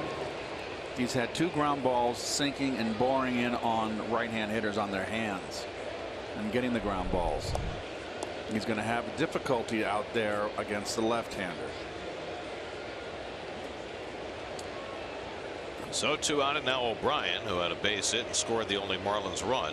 David Wright getting ready for a pinch hit at bat in the bottom of the inning. And a knee-high fastball for a strike from Sewald. Well, if you're the manager, that means you got to find the proper spot for Paul Sewald, and that'll be against the right-handers, which is all he's faced in this inning. Wide left field, fair ball, base hit, and that'll go back to the wall. Around third, coming home to score is Rojas. Diving into second base safely with a double is Peter O'Brien, and the Marlins go in front 2-1. So O'Brien with his second hit of the night drives in the go-ahead run. Impressive night from O'Brien here. 2 bullets he's hit. There's a down and in fastball, went right down and got it.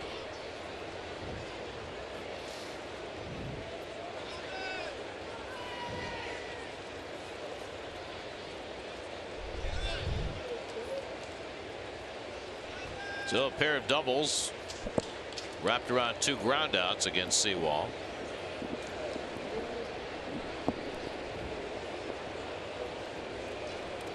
And now Brian Anderson has already been aboard twice with a double and a walk. And he takes a slider off the plate for ball 1.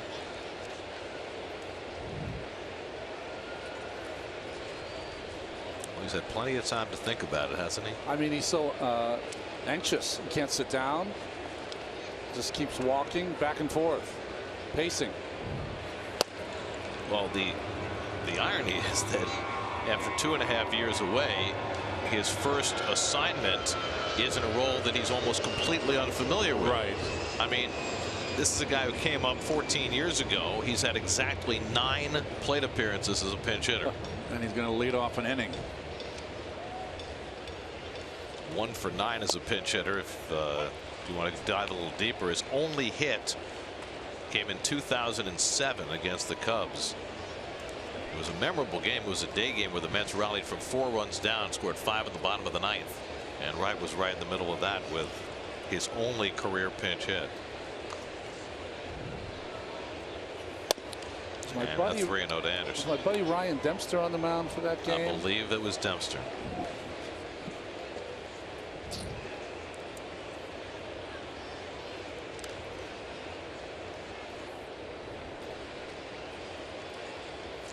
Plenty of time to check the bat, readjust the gloves, pull at your sleeve, take a couple of deep breaths. Yeah, if there's any air to be found, there's ball 4 to Anderson. He's going to have to wait a little longer. He's got a full lather working too. Deep breaths are good for you when you got tension. Well, Sewall's not making it any easier as this inning proceeds. Down to Lewis Brinson, the 6th man up in the inning. Brinson is grounded out and flied out 0 for 2. Paul with a deep breath of his own. Captain's leader, you know. He grabs a deep breath. So do his charges. And a strike to Brinson at the knees. That's a good call for Sewall there.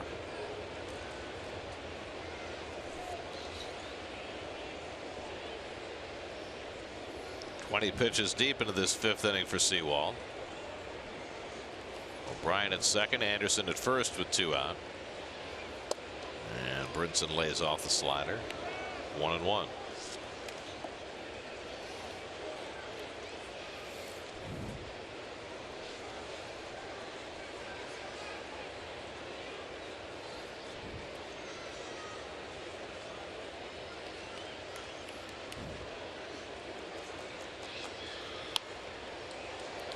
And now 1-2. Corey Oswald went 4 innings, allowed 1 run, 4 hits, 3 walks, 4 strikeouts, a wild pitch. 85 pitches in 4 innings. That's why he was done early. But all in all, a nice finish to the season for Corey after some ups and downs in his rookie year. 1-2 to Brinson. Line, left field. And that's in for a base hit. In to score comes O'Brien. Anderson goes to 3rd, and into 2nd goes Brinson with a run-scoring double, and it's 3-1 Miami. 3rd double of the inning, and the Marlins have scored twice here in the 5th against Sewall. Got himself a hanging slider. Yeah, everything's a little flat right here too. When he goes down, his slider's going to flatten out as well. 2 outs, you're on contact. And you can just keep that in 3rd gear, save the gasoline. You're the back runner, you got to bust. Trying to score.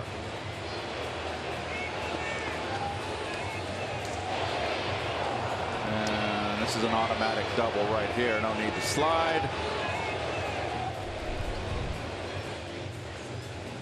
Dave Island out at the mound to talk to Sewald, who's faced 6 batters, giving him 3 doubles and a walk. 2 runs have scored, 2 are in scoring position.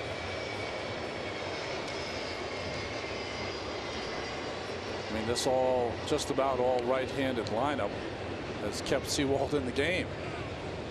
Well, they've got Zamora up now with the only left-hand batter, Sierra, waiting on deck.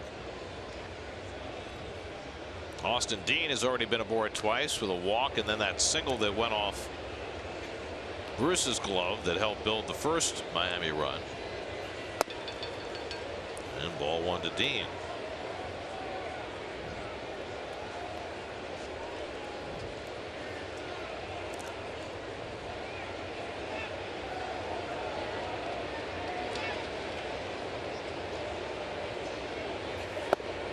And now 2-0.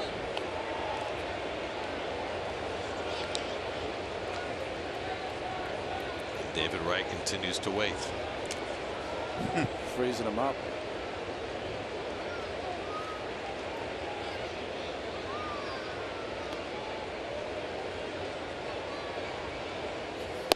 Here's a strike, 2-1.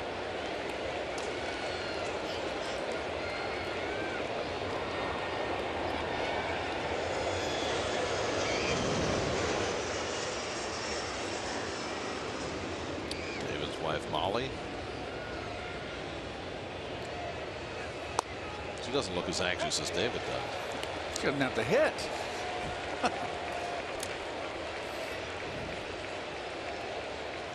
Sometimes the wives get nervous, though. Oh, yes, they do. But she's probably trying to spend as much time explaining to their daughter, right, what's going to happen. Full count.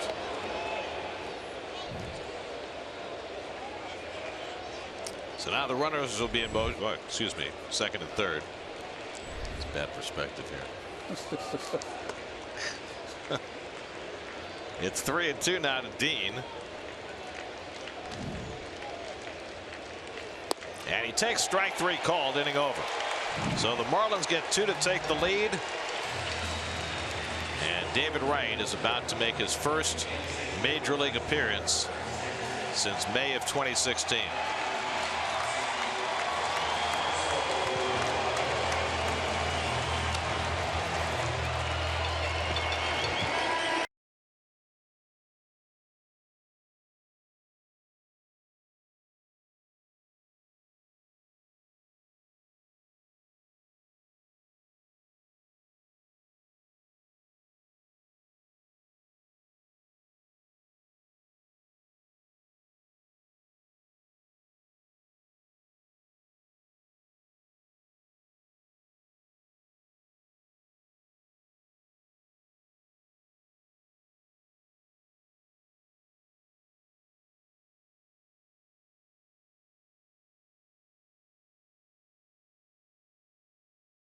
In 2004. It's been 855 days since David's last big league plate appearance. It's May 27, 2016. He homered in that game. In fact, he homered in each of his last 3 games before he finally had to pack it in. And now he's back.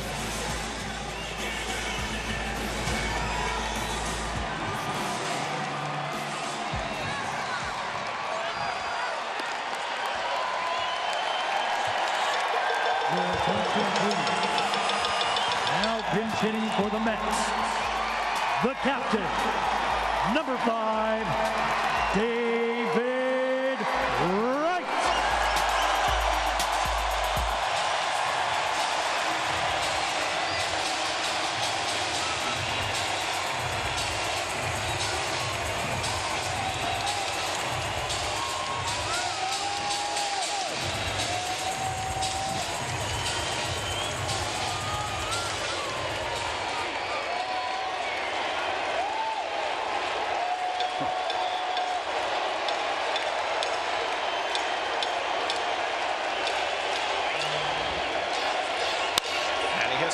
Pitch on the ground, snagged by Anderson.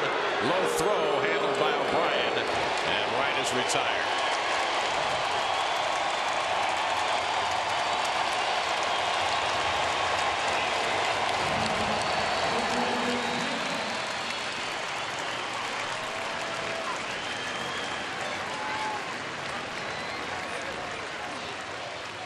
Oh, he didn't waste any time. He went right after that first pitch. And appropriately, Jose Reyes the first to greet him at the top step of the dugout. He'll get a full day tomorrow, or more full day. But this was the first notch for David Wright in his farewell performance. And his wife Molly and his daughter Olivia on hand to watch.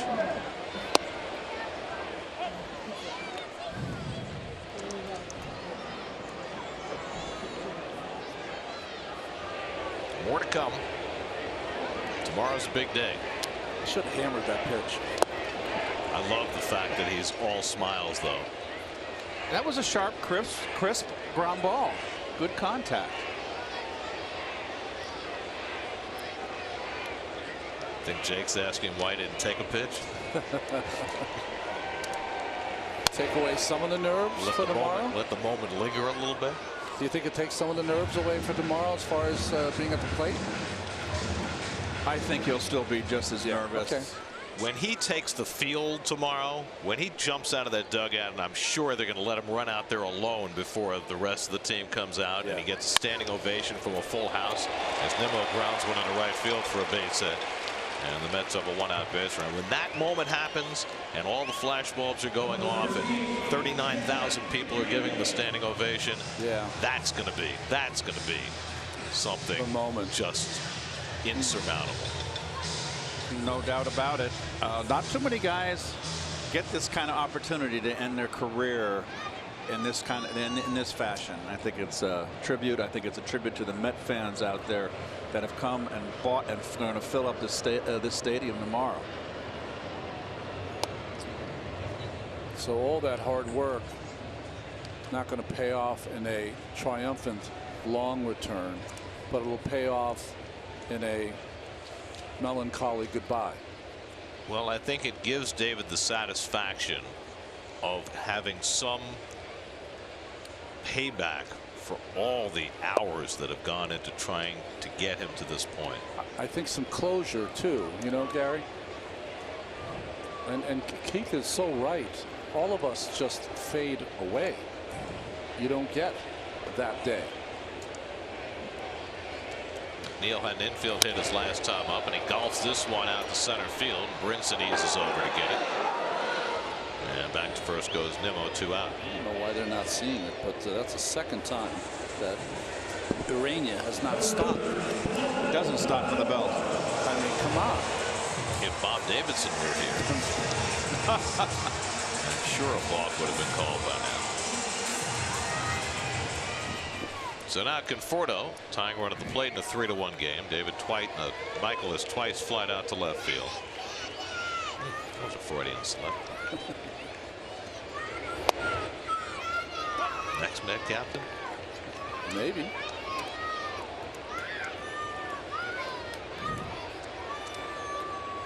I don't know.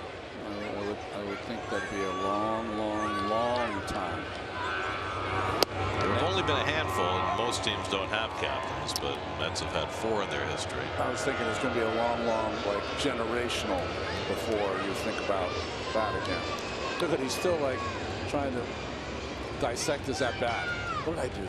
But the smile has not left his face since he got back to the dugout. And part of that is just the incredible relationship he has with all these guys, some of whom he's never played with before. It's the only time that he's ever smiled after grounding out.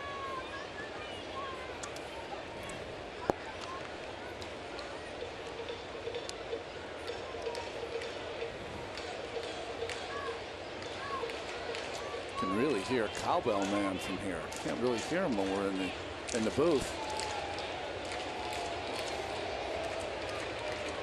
We're out of our bunker. Yes, we are. Again, no stop. I mean, oh well. Last Friday of the season.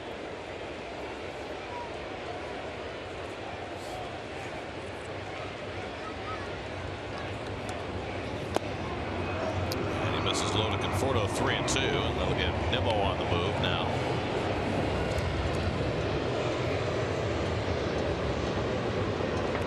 Bryant tells Rainey he's going to play behind Nimmo at first. Still don't want to give that much ground at first base. Stay behind him and move back. Push off with the throw. Nimmo runs too well. Don't let him get any bigger lead than necessary. And Conforto drives one out to center. Brinson going back. He's got room and runs it down the warning track. He can really go get him. That retires the side. A hit and one left after 5-3-1 Miami.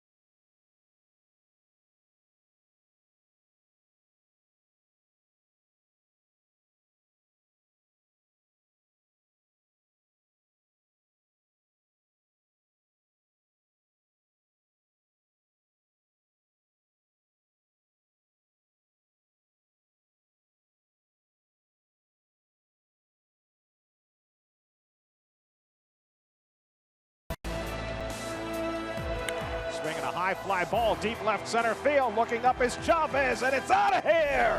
David Wright with his first major league home run. Way beyond the fence in left center field. Wright crushed that ball on a 3-2 fastball from John Patterson. First big league home run for Wright, and the Mets have a 3-1 lead.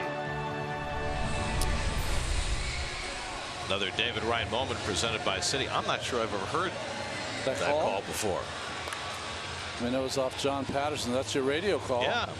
Nice. I've heard the TV call many times. I don't think I've ever heard my own call from that. Nice.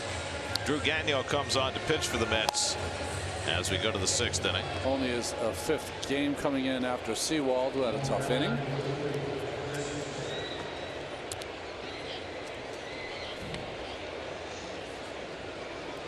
High fastball there from John Patterson, who had some real talent until he hurt his arm. Magneuris Sierra leads off for the Marlins in the 6th. Sierra drove in a run on a fielder's choice in the 4th. 0 for 2 tonight. Always a threat to lay one down, and he takes a strike from Gagnon. 0-1.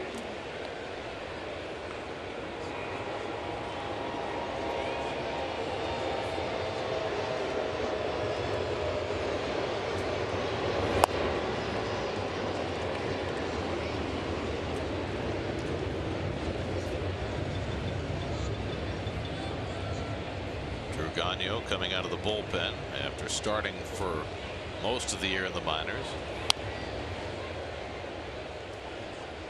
It's been quite the contrast this year on this staff between the performance of the starting pitchers and the performance of the bullpen. It's really been true all year, but even more so these last couple of months when the starters have just been magnificent. Oh, you look at their numbers, the starter story, ERA, and since August 1st, I mean, that's as good as you can get, 2.81 for a staff. Obviously, it starts with DeGrom, but it's not just Jake. Wheeler made great strides this year. Vargas came on late. Syndergaard, Matz. Yeah, Syndergaard just has to stay healthy. That's all he has to do. Matz made big improvement. The biggest one staying on the mound all season long. Sierra grounds one toward the hole. Nice slide by McNeil, and he got him. Another fine play by McNeil against the speed of Sierra for the first out. He's like a vitamin. Once a day he makes a good play. He does. He knows how to skid on that grass. and come right up. He's got good hands, and he is always alert where the ball is.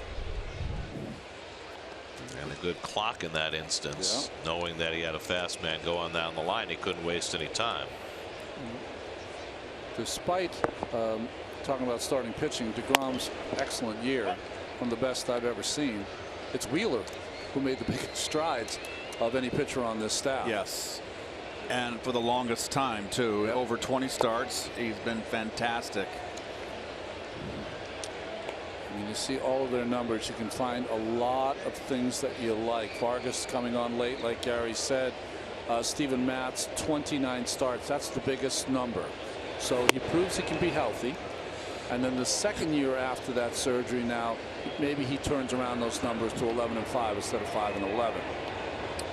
You know, the wins losses, when you have a team that's 9, 10, 11, 15 games under 500 at some point, are going to be skewed at times.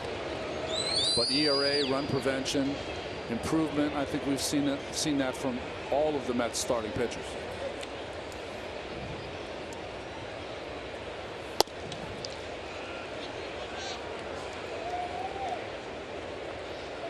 Well, the numbers for the starters are outstanding this year, except for the inability to stop the running game.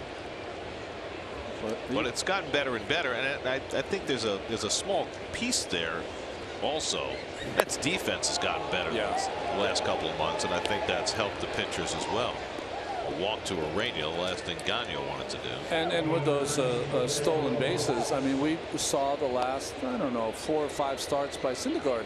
He's gotten a little better. He's picked off a runner. I mean, he's been working at it really hard. So that number should drop. Hopefully Steven Matz can, develop a better move from the left side to help him. But I think the pitching, a real source of a foundation of this team has put the Mets in a place where they can say we're good with that. Line to center field, a base hit for Rojas, his 3rd hit of the night. Urania will stop at 2nd. So Rojas continues to strafe the Mets. 2 singles and a double tonight. Fastball right up the middle, line drive.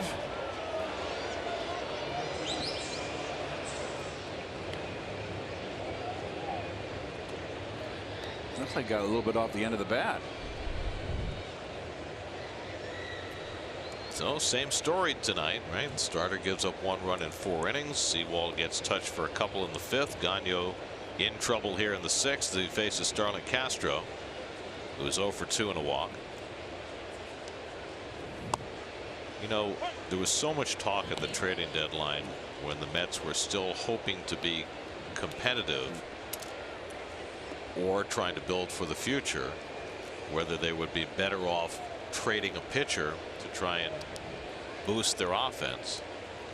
And in the end, as that's grounded off the glove of Frazier and down the left field line, Urania will score. Rojas goes to 3rd, and pulling it at 2nd base is Castro, and it's 4-1 Miami.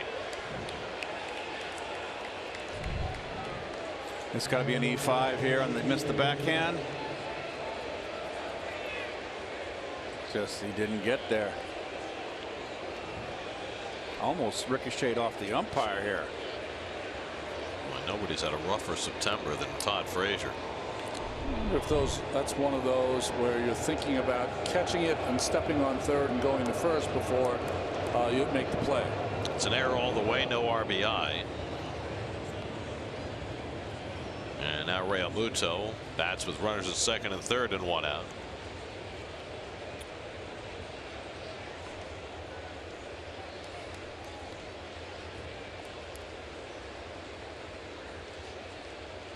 Anyway, the Mets made the decision, whether it's because the offers weren't good enough or they wanted to keep the group intact, not to trade a starter at the deadline.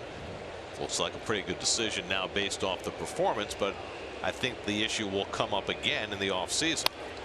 That's yanked foul, and it's still in 2. Well, the pitcher who's going to reap the biggest prospects was going to be Jacob deGrom. He had a historical kind of year and maybe has won the Cy Young Award. I think moving forward, and you talked about the defense, I think it was the right move. You know, I just don't think teams value their prospects so much that I don't think the Mets would have got enough back to really re-energize their farm system. Well, the other thing was, as we headed toward the deadline, we had already seen the growth of Wheeler over June and July, and I think the Mets felt as though he had really turned a corner. Other teams weren't convinced. Now that he's put together another 2 months, August and September, you wonder, would he be more highly valued on the market, as Real Muto strikes out the breaking ball for the second out. It's funny you say that, because when we were in the press dining room, guys that I know that I played with that are advanced scouts for teams, that was the player they asked about all the time. They go, hey, how about Wheeler? I said, he's turned the corner. He's doing stuff that he's never done before, things that he was expected to do. And I said, wow, we're not sure that he's turned the corner. And like you said, Gary, they lost out. So the question is, if the Mets were to trade a starting pitcher in the offseason to try and improve in other areas, who would be the most likely candidate? Who, in other words, would Wheeler bring back enough to make that worthwhile, or is his value still less than the Mets think that it is in terms of the open market? I think this club is shaping up like old-fashioned Met clubs based on pitching, and to me, I do not unload Wheeler unless they bring the whole Brinks armored a bag full of gold. I mean, to me, he's just, I think, on the verge of just becoming one of the quality pitchers in the game. I mean, you don't know what you can get. We don't know what general managers want. What would Matz bring? What would Wheeler bring? We just don't know that. But other players could be thrown in. But I'd like having the starting 5 right now. I think the offense is strong enough.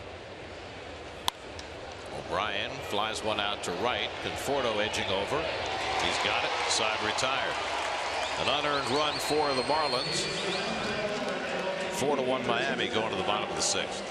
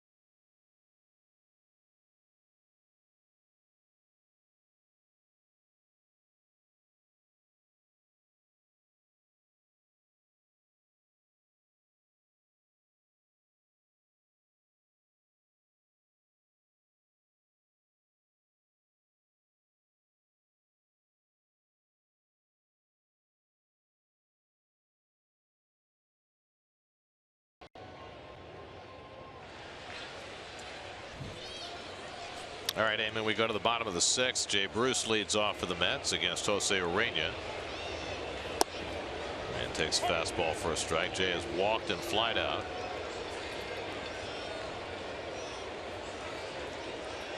Rosario and Smith to follow. Mets down by 3. And Arena misses low 1-1. Your Mets box score brought to you by City. 5 hits tonight. Rosario drove in the only run with a base hit in the first. Nice slider there by Arena, and it's 1-2. So we have been inundated with incredibly gorgeous food. Yes, we have. Blue smoke sent over the mac and cheese topped with pulled pork and jalapeno. Wow. Oh, wow. It is sitting next to me, and it smells so good. I can't wait to dig in. Then we have the pizza from Nicoletta. Nicoletta, Chef Michael White, thank you very much. Outstanding. The Arancini brothers flavored risotto balls are also on the table. Nice. That's drilled deep right field, back toward the corner with foul.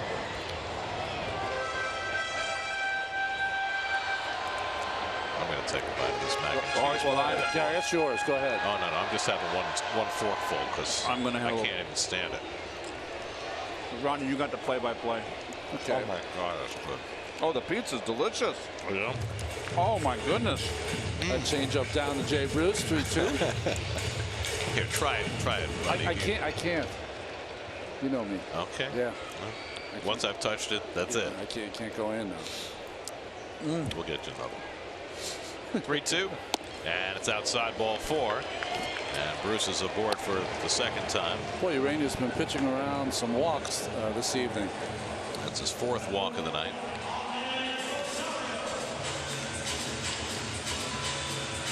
There are your City probables for the final 2 games of the season. Steven Matz gets the start tomorrow against Trevor Richards. Noah Syndergaard against Sandy Alcantara on Sunday. And it doesn't escape notice that Matz is pitching tomorrow when David Wright plays third base. Yeah. There could be a lot of chances for David at third. Cutter's in. Be ready. David's always ready. 4 walks for Arena, ties his season high. Rosario 1 for 2 tonight. Base hit to right, drove in a run in the first. And he takes a fastball for a strike, 1-1. I can't even tell you how good this mac and cheese with pulled pork is. I can't believe that our producer Greg Picker hasn't figured that one out yet. Should be 2. The turn by Castro in time to get Rosario. 6-4, 3 double play, 2 out. Sunday before the Jets-Jaguars game, join Jonas Schwartz, Ray Lucas, Willie Colon, Bart Scott, and Janae Coakley for up-to-the-minute news and analysis leading up to kickoff on the Jets pregame show presented by M&T Bank. Coverage begins Sunday at noon only on SNY.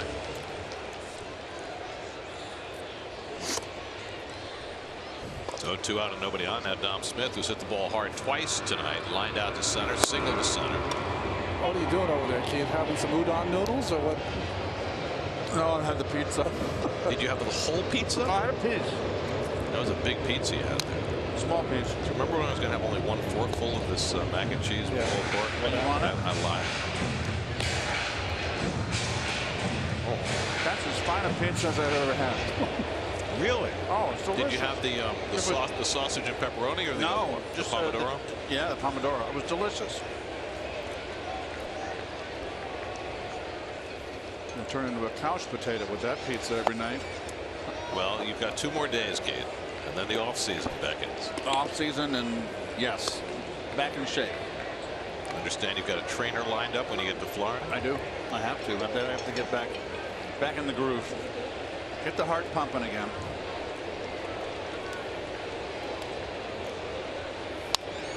Because if you come up to Connecticut, I'll introduce you to my guy JP, and you'll be in shape in 2 weeks. Maybe 3. I'm going to go down where it's warm. I don't play. I like to sweat when I work out. Gary sweats when he works out. Well, I can eat this. Right. 1-2 to Smith. It's taken low, 2-2. Fortunately, our young man who was here before, our vegetarian, would not have been able to partake. No. JP giving you a push today. Oh, big today.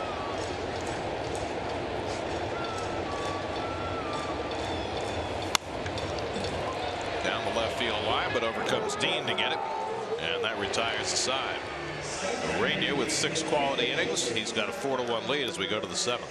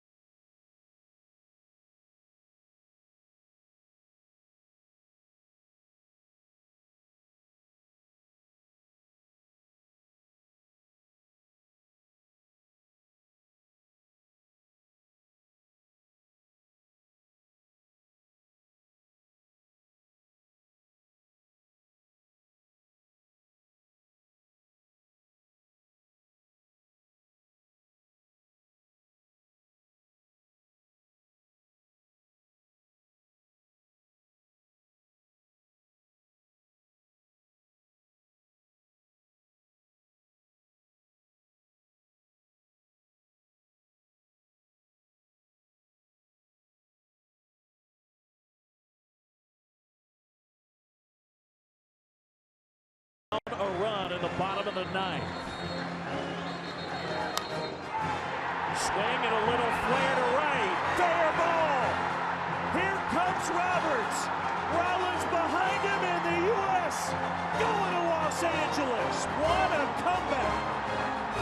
And David Wright is the hero. Another David Wright moment presented by Citi. His turn as Captain America for Team USA in the World Baseball Classic. As big a star as this country has had in that event. Brian Anderson leads off the 7th against Drew Gagnon. Hits one past the mound and up the middle, a base hit. And so Anderson is on base for the 4th straight time. A double, 2 walks, and now a bouncing single up the middle.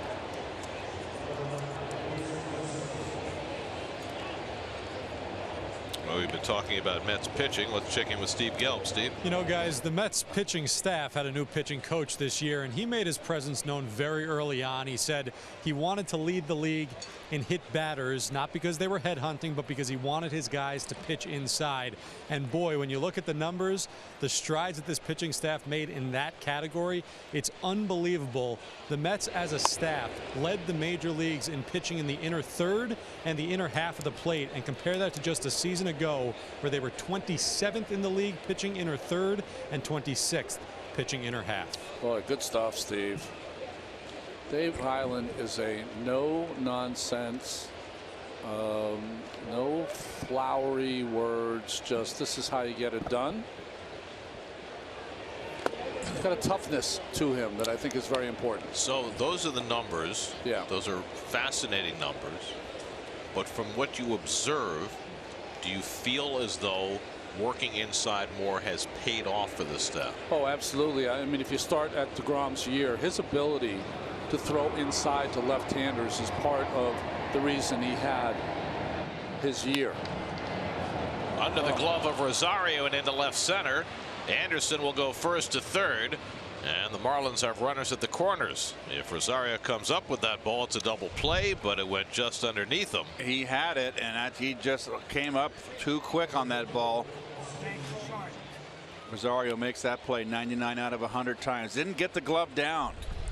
So that'll be an error on Rosario. 2nd straight inning. The Mets have made an infield error behind Drew Gagnon, just when we were praising them for their improved defense. Of course. You know, getting back to pitching inside, Garrett, I think the one pitcher that really didn't need to be told that was Steven Matz, and I think Steven Matz throws inside to a fault. He's given up a lot of home runs to right-hand hitters. He pitches in. He's the one guy that goes against the island rule, even though he's not really going against it because he pitches in. He has to learn to pop that outside corner against the right-hand hitters. Yeah, what happens, I think, for Steven is just he's more comfortable on that side of the plate. It's easier for him to throw strikes. Do you feel as though Syndergaard threw inside the way Island wanted him to, or is he still working on that? No, I think he threw inside. I think he throws inside more to right-handers than anyone else in the rotation. But Ron, I don't know if you would agree with me on this, but just from my point of view, the layman point of view here, it looked like DeGrom and Wheeler were the two who benefited the most from pitching inside this season. Dean lines one into center field. That's a base hit. And that'll bring in a run. Trying to go to third is Brinson, and he'll make it safely. Austin Dean adds an RBI single to make it 5-1 Miami, and they take full advantage of the Rosario error. Well, Steve, I think you're 100% correct. I think as you see this hit by Austin Dean, with Wheeler in particular, which was interesting. I mean, it wasn't that long ago that he had that tough spring training, right? And I remember in spring training watching him go 2-0 on every hitter that was left-handed because he was trying to work on that inside corner.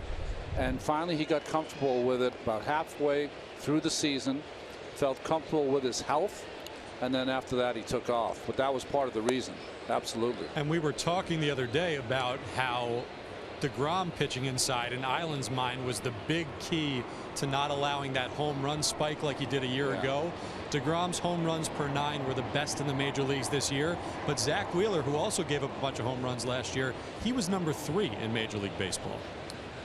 The game has not changed. It's all about the battle between the pitcher and the hitter is all about the inside corner. Who establishes dominance on the inside part of the plate. And if it's a pitcher, he's got the hitter. If the hitter can do that, he's got the pitcher. 0-2 to Sierra. And Gagnon comes inside. So there have been plenty of nice things to say about the Mets starting pitching this year, and it's been the linchpin of this team. Now that one kicks away from Plawecki, and that'll bring in a run as Brinson comes home. Dean takes a hard turn at second and holds on there, so the wheels keep coming off. A wild pitch brings in the second run of the inning, and it's 6-1. This is a tough play right here. Set up outside corner, and it bounced in front of home plate. Tough chance for Plawecki. So 2 runs are in, still nobody out. 2-2 to Sierra with Dean at second. Derek Dietrich's come out on deck to pinch hit.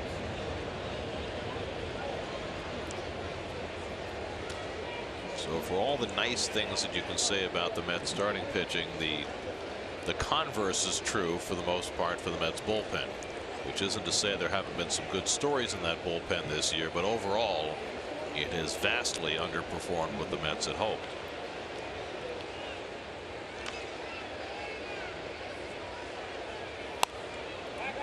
Well, Familia was supposed to be the biggest part of that bullpen. He was traded.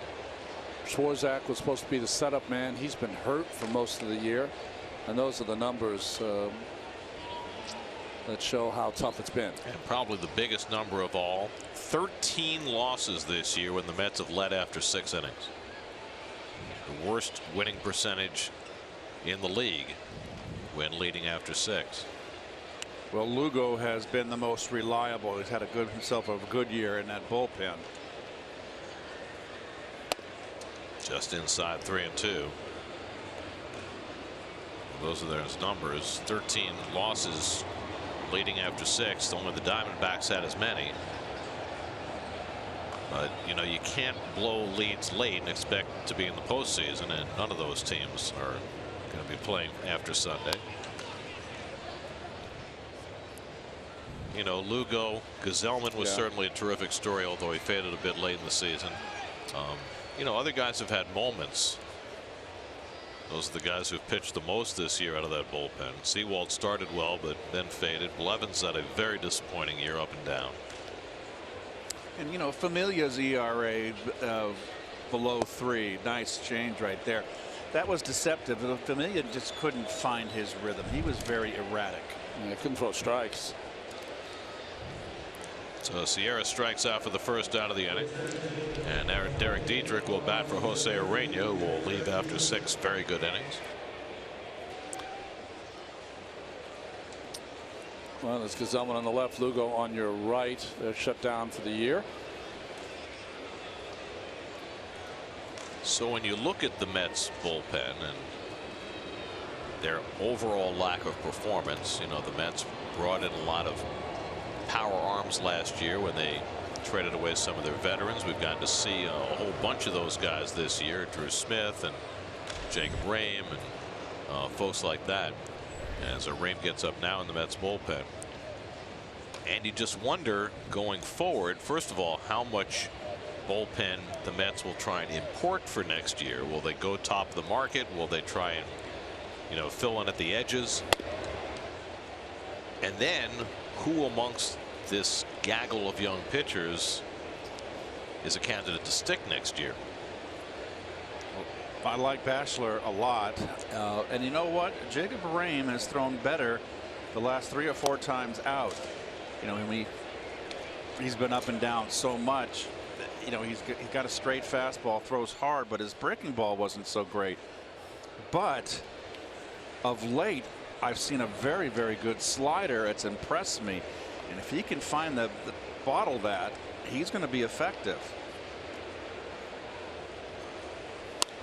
Dietrich yanks one foul. 2 ways to account for this. Okay, I think that to make it easier, is that if you look at DeGrom this season and the rest of talented pitchers on that staff, he edged towards almost 21 outs per game by the end of the year. That's what it takes from your starting pitchers to get the ball deeper into the game. And then you have to account for at least 1 inning at the end. So I think you have to go out and get a Kimbrel or someone like that. That's my opinion. So you take that inning out of play. And then there's, 3 to 6 outs that you've got to get from a gaggle of relievers. I think the other question is, do you, if Lugo and Gesellman are both in the bullpen next year, do you deploy them the way you did this year, multiple innings at a time early in the season, or do you pitch them more traditionally, an inning at a time, to try and get them more appearances? Well, I think you can pitch them more of an inning at a time if you have that rock at the back of your bullpen that just rolls out 40 out of 45 save opportunities. That's the kind of guy you need. And things are more stabilized now as far as Gesellman and Lugo. Beginning of the year, and Gesellman started a few games, and Lugo also. So now they're fixed in the bullpen. They are the fixture in the bullpen and the back end. And like Ronnie said, if you get a closer, coupled with the fact that I think that Mickey Callaway and Dave Island pushed the Mets starters to 7 innings, tried to get them to go 7. You get 7 out of your pitchers, you're not going into the middle of your bullpen. You're getting the back end of your bullpen. Get into the 7th. How about that? I think also you've got pitchers, especially Wheeler, who were more efficient as the year went along, so they were able to get deeper into games. It was true of Syndergaard as well. Early in the season, he could only go 5 because of pitch count. Gagnon gets a 2nd straight strikeout as he fans Dietrich with a changeup, and they're 2 out. So, as the starters get more effective within innings, that enables them to go more innings with the same pitch count. I mean, you want at the end of the game, it doesn't matter what the numbers are, at some point you want your best people in the game the longest, right? Your strength of your team in the game the longest. So that means your starter and your closer. That's right. Unless you've got, an Andrew Miller type. Wow. But there aren't too many of those around. Or Brad Hand, who's now on the same team. And even as we've seen with Miller, pushed to those kinds of limits, injuries start to occur also. Miguel Rojas is 3 for 4 tonight, 2 singles and a double.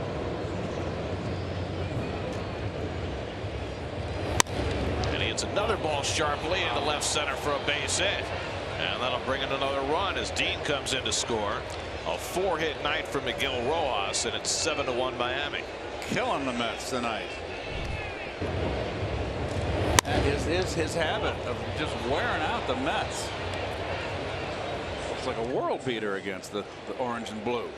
And that was right down the pipe.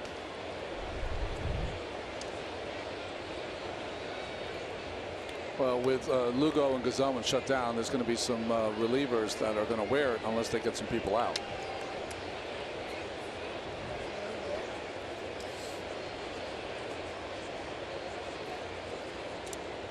Mets have given up 4 unearned runs in the last 2 innings. Now Starlin Castro reached on the Frazier error in the 6th.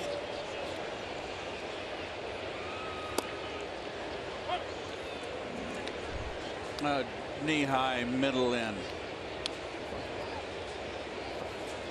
think there was more middle, Keith. Well, I said middle in. So hyphen, middle in. He never let it get in. I'll be exact next time, Gary. Curveball poked the other way past McNeil, a base hit. Conforto tracks it down. Rojas will go to 3rd. And the hits just keep on coming. 4 hits in the inning for the Marlins. And that's going to be all for Drew Gagnon, who was victimized by his defense. A couple of errors that have led to 4 unearned runs. But he also gave up 5 hits in an inning and 2/3. O'Neill up the middle, couldn't get to that ball to his left.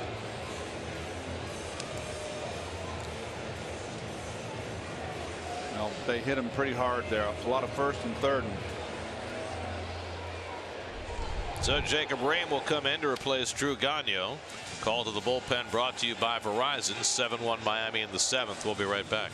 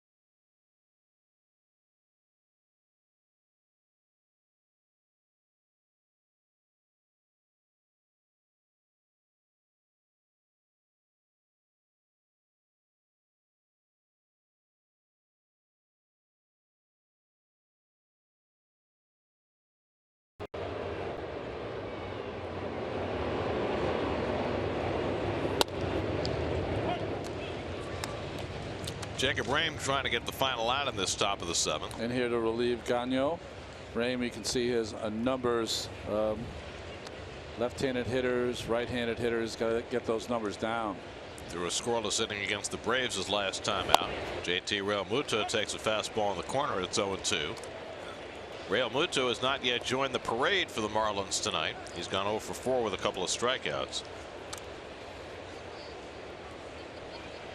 Miami now with 12 hits for the night. Miguel Rojas with 4 of the 12.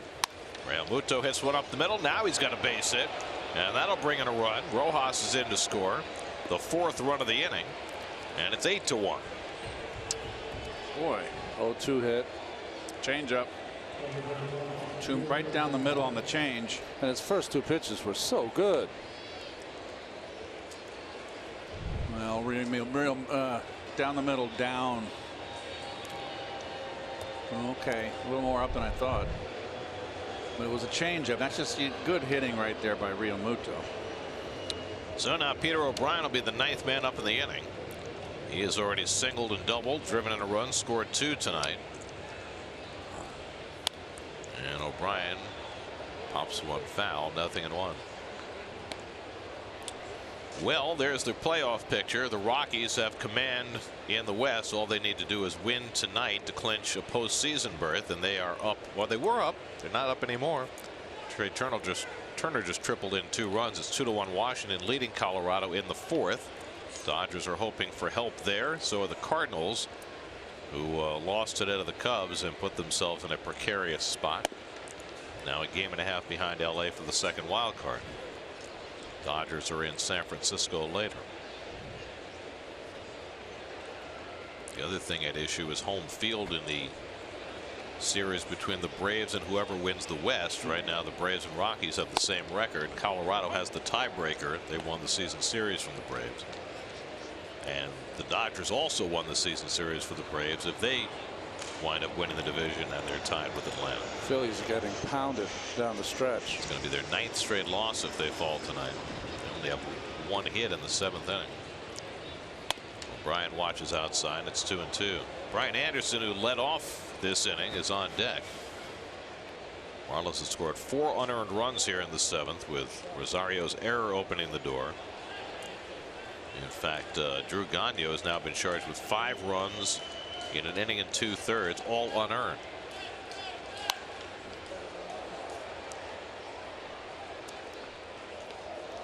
So when you're a pitcher, yes, and you give up 5 runs and they're all unearned, do you feel any better about it?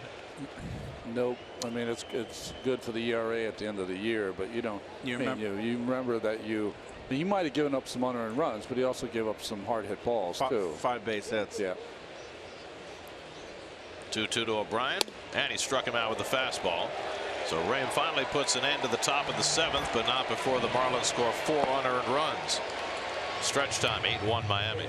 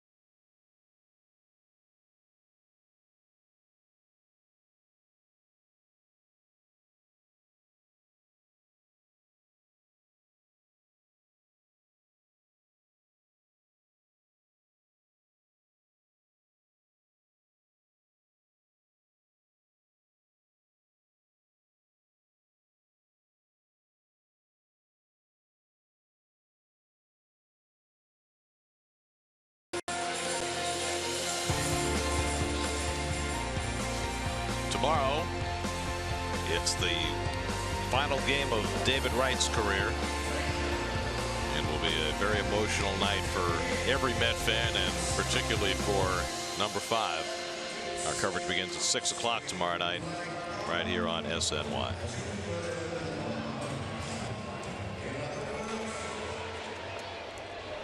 Kyle Barraclough on to pitch for the Marlins as we go to the bottom of the 7th.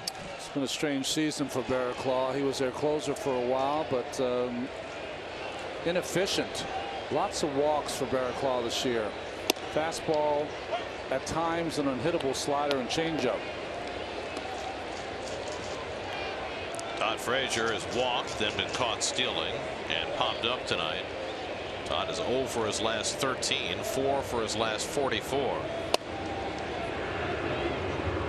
Struggling coming down the stretch, both at the plate and in the field.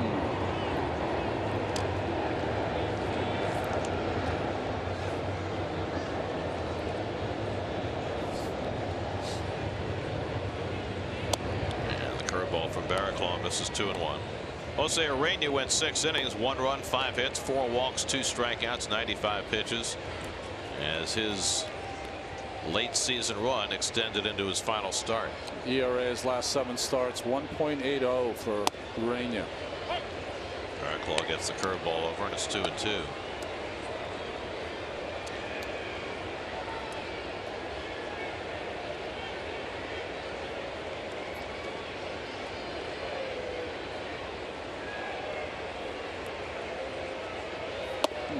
And Frazier lays off, full count. Jose Lobaton has come out on deck to bat for Plawecki.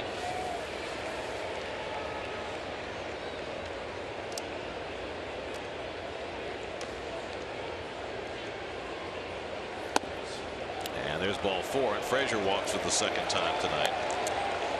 Those are the walks that, as a manager, you're just going to scratch your head, or a pitching coach, because, you know, it's 8-1. As a player in the field, you're going, come on, let's go. So now Lobaton bats for Plawecki, and I would assume this is just because it's a lopsided game and they are going to catch Plawecki one of the next 2 days. Or Plawecki's taking a beating back there with balls in the dirt, one or the other. Lobaton's had a couple of really quality at bats since coming back for a late season stint with the Mets. He had a game-winning RBI in Washington. He had a hard line drive his last pinch hit at bat. He takes a cut and misses, nothing in one. Jose Reyes out on deck to pinch hit for the pitcher.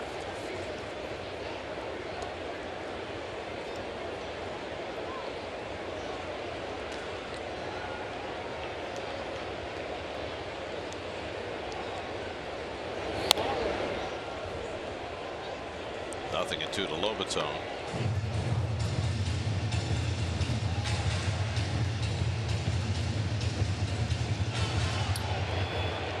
Again, a big defensive shift where it allows the whole left side of the infield open just about.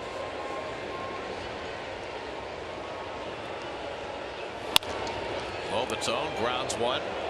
Bobbled briefly, but they get the out at second, and that's all. Brian didn't quite get the handle on that ground ball. That cost them any chance to get 2.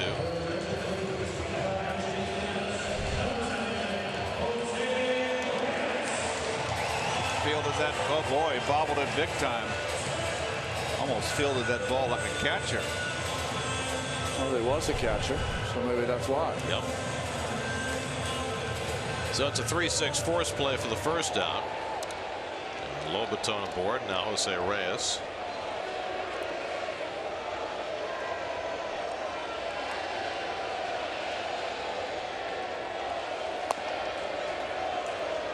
Reyes is going to start tomorrow at shortstop alongside David Wright. It'll be the first time that they've started a game together since the last day of the season in 2011, when Reyes bunted for a hit his first time up, secured the batting title, and left the field.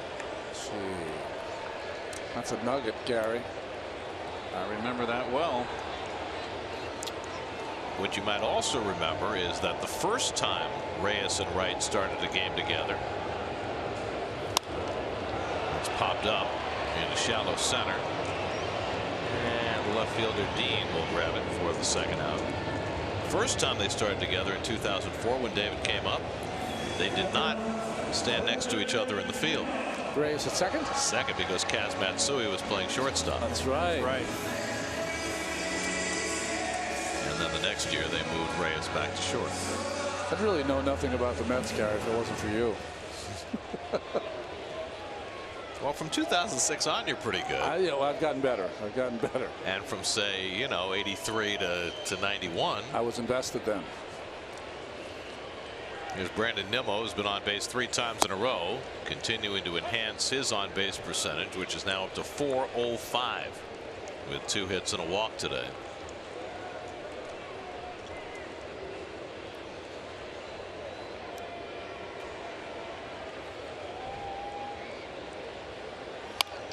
And he gets a breaking ball, pulls it down to first. A nice play by O'Brien this time, and he gets the out to retire the side. So O'Brien, after a bobble earlier in the inning, this time smothers the ground ball by Nimmo. Nicely done by the big first baseman. After 7, it's 8-1.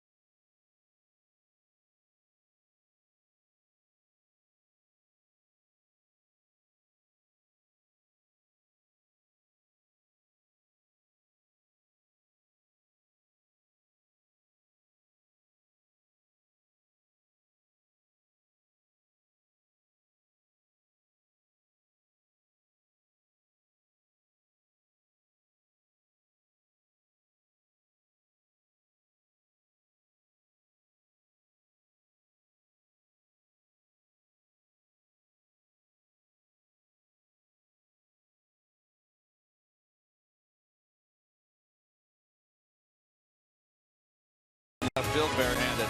I just don't even know how he knew where the ball was, much less making the catch with his bare hand. That was just phenomenal. It was in 2005 in San Diego.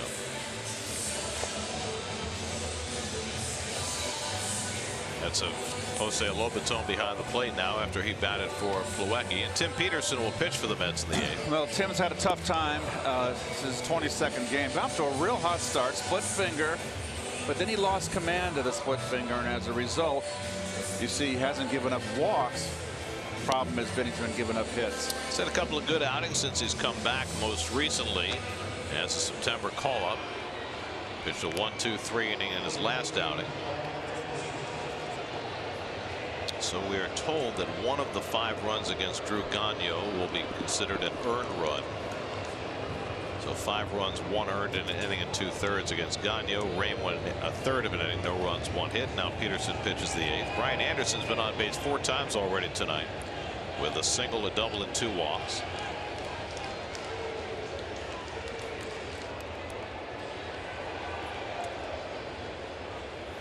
Peterson starts him off with a fastball low for ball 1. Coming up tonight on Geico Sports Night after the post game, a look back at David Wright's pinch hitting assignment and his big day tomorrow. Looking ahead and all baseball and football as well. Keith, you know what I like about Brian Anderson, and we've seen him plenty because he plays every day? I like his balance. He's got a smooth swing too. He's an upright hitter, and he's improved as the year has gone on. He's very upright, and he's got a very smooth swing. Quick bat. You know what his swing looks like when he's in the box? Looks a little bit like Tim Wallach. I knew you were going to say that too, and that's his bench coach. That's right. I mean, not the way he swings, because Wallach had more of an uppercut, but that right there looks like Tim Wallach, circa 1984. Tim Wallach, you know, probably folks who didn't watch him a lot probably don't appreciate how good he was. Just Google his numbers, folks. The doubles machine at Olympic Stadium. Big.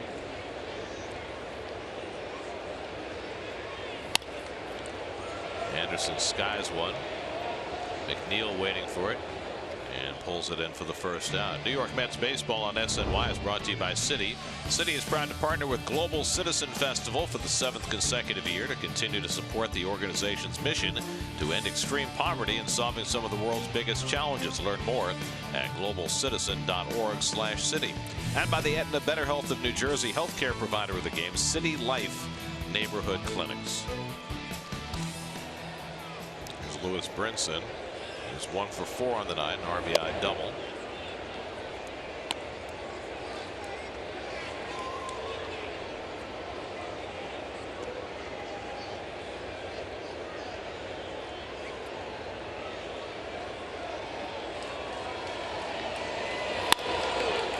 And he flies one out to right, and Conforto easing toward the line. And there are 2 out. So Peterson has retired his first 2. From 1987 to 1990, 4-year span, Tim Wallach had 153 doubles. Led the league twice in that span. He owned that third base line down in Montreal. He used to just try to throw him that sinker in. He'd pull it right down the third base line, and he'd be like, oh, another double for Wallach.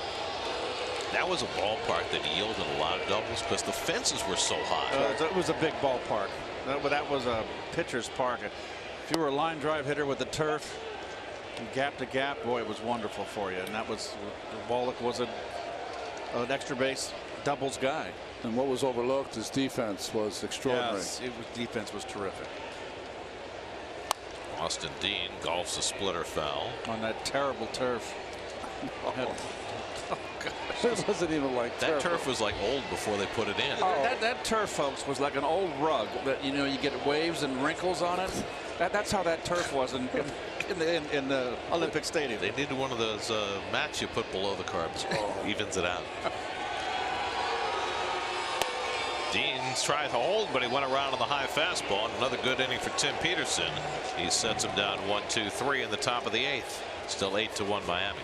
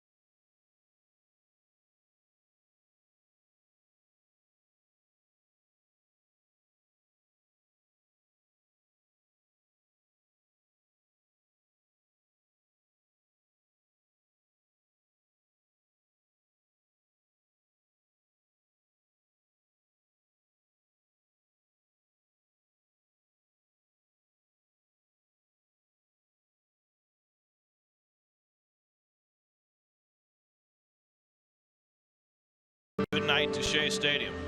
I grew up at Shea Stadium. I sat in the upper deck 500 nights when I was a kid, and then came back to work as a broadcaster for 20 years, and that was my office.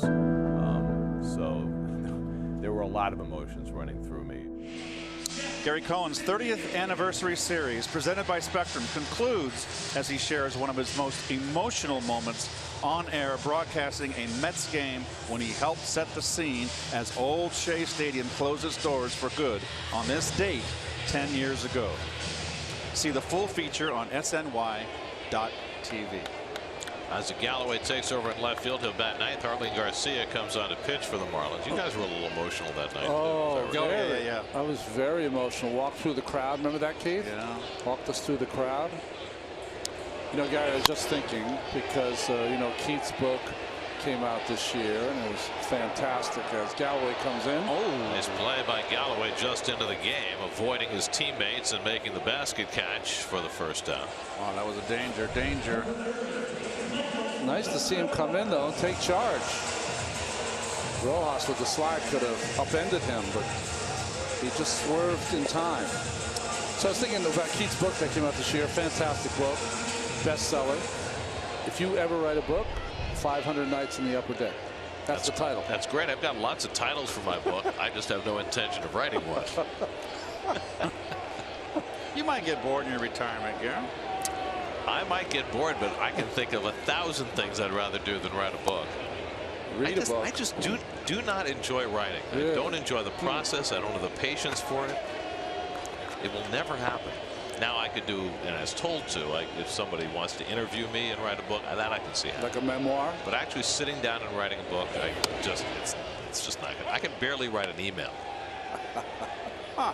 I mean, anybody who's ever emailed with me knows, you know, you send me 4 paragraphs, you might get back 1 line. Yeah, well, I think that I'm in that school too. Well, you've made your living with your vocal cords. That's true. Maybe I can do audio. Audiobooks. There you go. Oh, that's a stat. Yeah. I can see you doing Treasure Island, Long John Silver with the Pirates. Well, just the classics by Gary Cohen. I was thinking A Tale of Two Cities. It was the best of times. It was the worst of times. It's like Met history. 2-2 to Conforto. StatCast AI powered by Amazon Web Services. Defense against Conforto. So they shift a lot, don't you think? The Miami. More than most teams in this division. Even the Phillies, I don't think, shift as much as the Marlins do.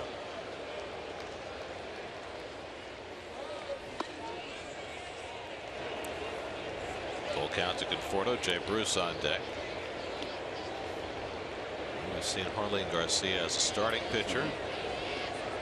We've seen him as a reliever. We've seen him be effective in both roles. Had 9 starts in AAA New Orleans this year. ERA over 5. A couple different stints with the Fish this year. Well, the Rockies have just put on a home run barrage against Joe Ross. That's hit sharply, but in the shift, Rojas is there to grab it and throw out Conforto. Home runs by Ian Desmond, Chris Iannetta, and Charlie Blackmon, and the Rockies now lead the Nationals 4-2 as they battle the bottom of the 5th. Iannetta just added that 4th run with a home run. That's not enough in that park. Did you see the crowds they're drawing there?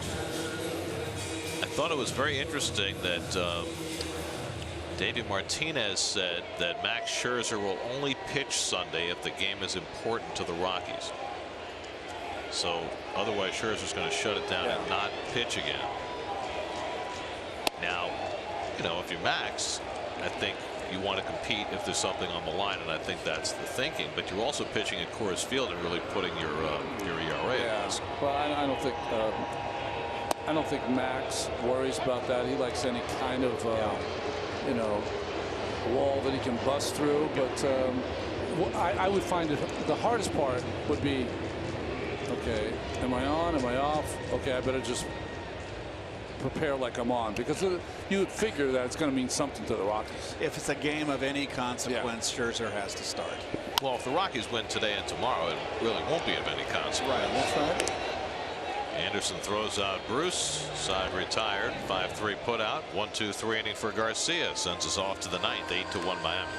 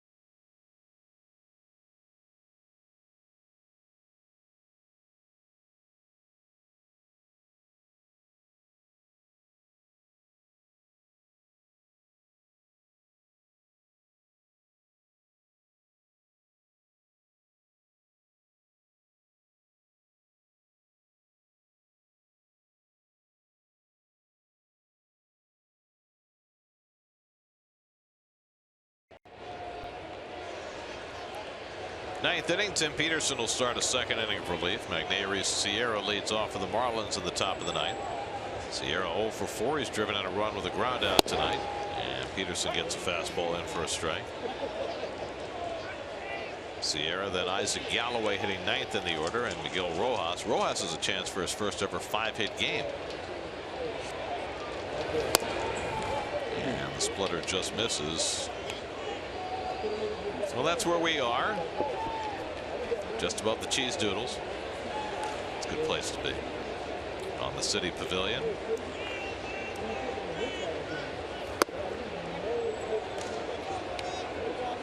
And our cameraman Al.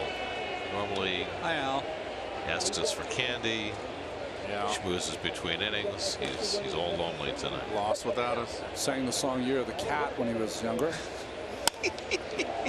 That's booted by McNeil. It goes into right field. Sierra will stop at first. Oh, it has not been a stellar night for the Mets infield defense. An error by Frazier, an error by Rosario. I think you called it right. I think you caught him right in the boot. He just didn't get in front of that ball. And he normally is the guy that gets in front. Played it off to the side. And that will be an error on McNeil. Completing the troika. The triptych. Now Isaac Galloway bats for the first time. Came in for defense. Made a fine play a moment ago.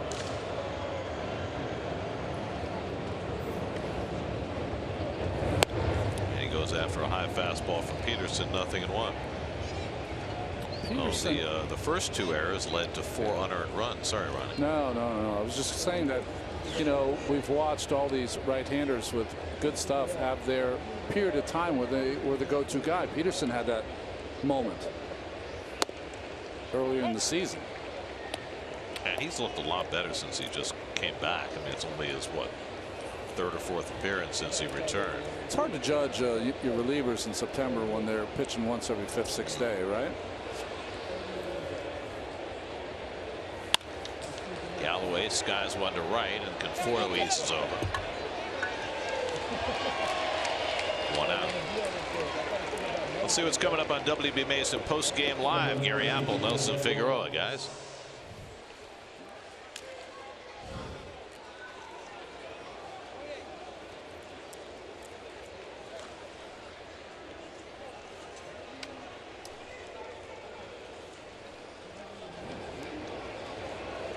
All right, thanks, guys. Now Miguel Rojas, who's 4 for 5 tonight, has never had a 5-hit game in the majors. He's got 3 singles and a double. He's scored 2 runs. He's driven in 1.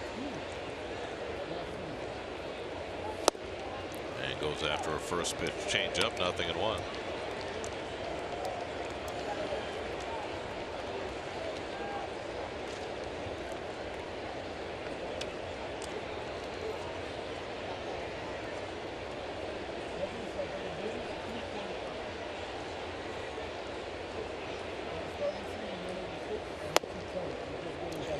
Fastball inside, a ball and a strike.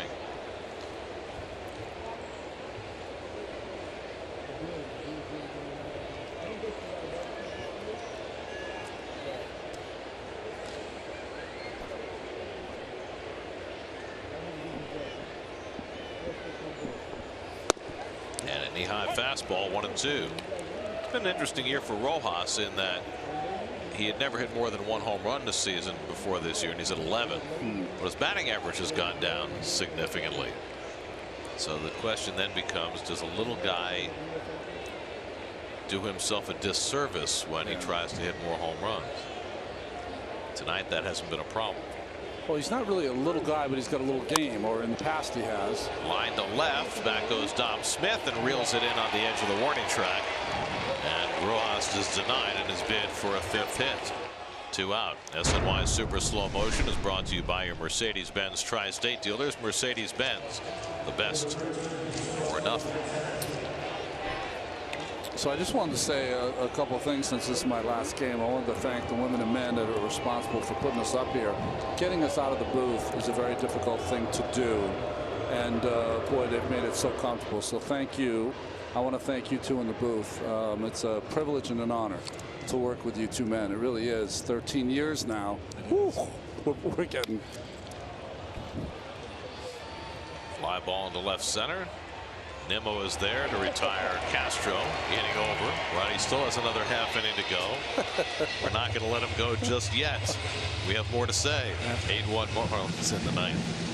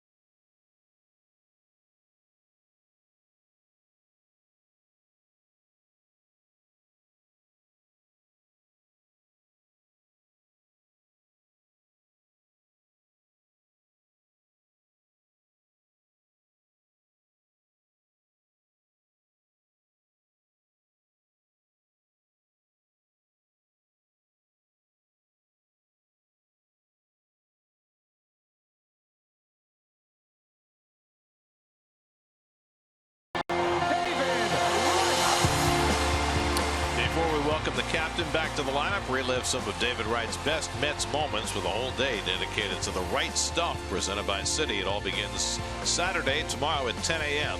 right here on SNY. Big day tomorrow. Be sure to join us and enjoy every bit of it. The last time that David Wright will take a Major League Baseball diamond. Probably will play, I would guess, 5 innings. Get a couple of at-bats. Yeah.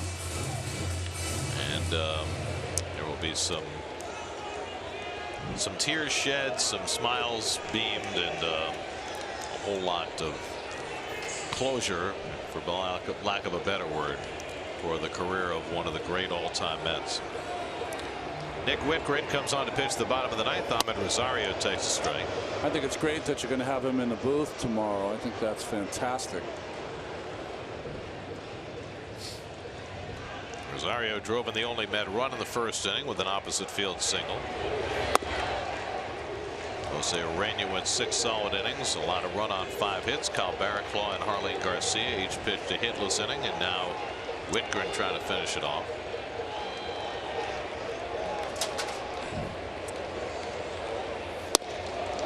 And a fastball for a strike, 1-2. Dom Smith on deck, and then Todd Frazier for the Mets in the 9th. You okay over there, Keith? Yeah, I just knocked over the heater. It's not kerosene, is it? No. That would be bad.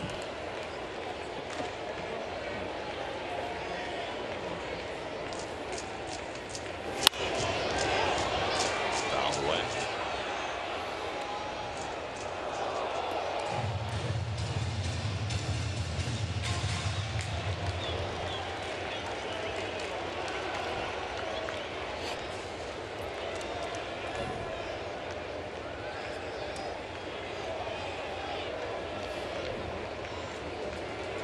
One-two coming. And Rosario lays off the slider. 2-2. I want to echo what Ronnie said about our tech crew, which helped put together our facilities here on the City Pavilion tonight. This is it's a great setup. They did great work. Everything's worked perfectly. That's driven toward the right field corner. Over comes Sierra, but that's out of play. And you know, so kudos to everybody at SNY for making this happen today.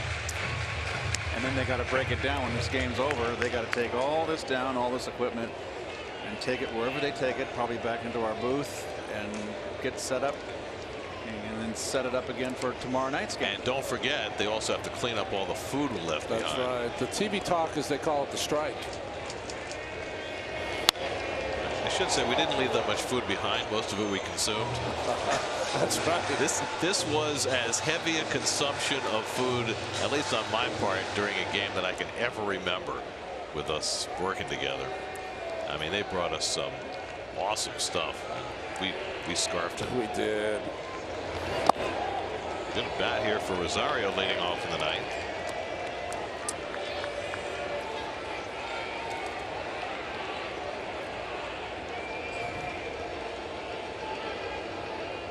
This will be the 9th pitch from Whitgren to Rosario. And he struck him out, threw a fastball right by him. And there's the first out in the bottom of the 9th. I also wanted to add that, you know, it's interesting is that all around baseball booths, they always call the announcers the talent. But we don't do that here at SNY because everybody is as talented as we are. Probably they could all do our jobs. I know we can't do any of their jobs. So I want to thank, as my last game, our great producer, Greg Picker. I want to thank our director, Danny Barr, John DeMarsco, of course, Eddie Warman, and Tommy Rockland. We really have a great collaboration between our booth and our truck. And we're not only on when we're in the games, but when we're on the road, that's our family. We hang out and keep each other company. So thank you, guys. I second everything that Ronnie just said. But I will also add the parenthetical that when they refer to the announcers of the talent, you know it's sarcastic. It's meant as a pejorative. Oh, it is? Okay. Yes. Geez, I was always so proud. Oh, yeah, the talent. The talent. Pains in the rear end. Exactly. Oh, they have their own car again.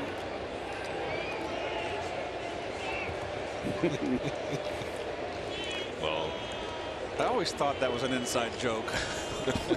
now you know the truth. 1-2 to Smith. And Dom yanks one on the ground off the glove of O'Brien and into right field. And Dom was aboard. So has not been a stellar defensive battle on either side. Should give him a base hit there. Tough chance. Let's see. He played into a base hit, I'll tell you that. Sure did.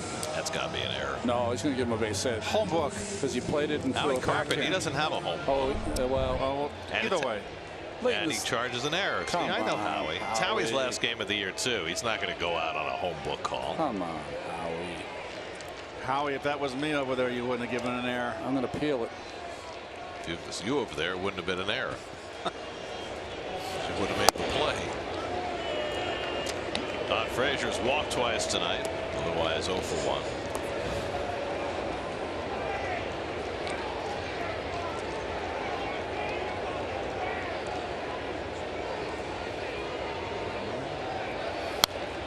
Here's an offbeat stat for you. The Marlins this year, in games in which they've been charged with an error, are 14 and 51. The odds are they will improve now to 15 and 51. Right. Well, they've only made 83 errors this year, fifth in the National League least. So they've not made a lot of errors this year. And Frazier's hit by the pitch, and the Mets have 2 men on. So an error and a hit batsman. Frazier's aboard for the 3rd time tonight. Wants a fastball in, but it runs. Right off the elbow. That hurts.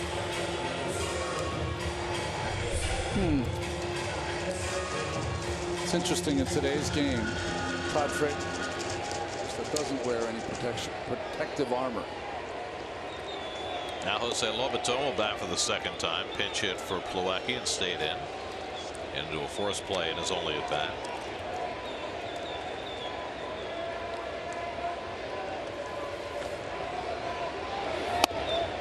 Mets need 5 more base runners to get the tying run to the plate. You're the eternal optimist, Gary. Oh, he's just being facetious. It's just a fact. It's no judgment. Jack Reinheimer is out on deck to pinch hit. Lobaton swings through the fastball, and it's 0-2.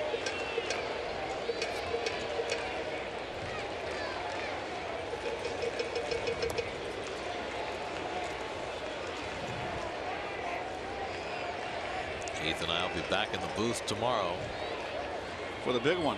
David Wright's final game.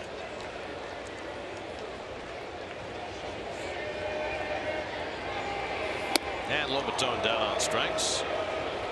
And the Mets are down to their final out of the night. Meanwhile, the Rockies just got another run. David Dahl just homered for the 5th straight game. Wow, he's hot. He had 4 home runs in all 4 games of the series against Philadelphia. And now he's homered tonight against the Nats and his 5-2 Rockies in the 6th. People tend to forget David Dahl a couple of years ago, before injuries hit, in a short span, a little over 200 at bats, hit over 300 for the Rockies. Remember the series he had here? That's right. Yeah. Jack Reinheimer pinch hitting.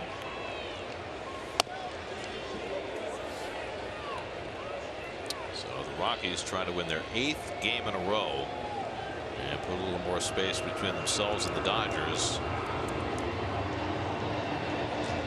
who are about 2 minutes from starting in San Francisco. Hyun-Jin Ryu against Madison Bumgarner.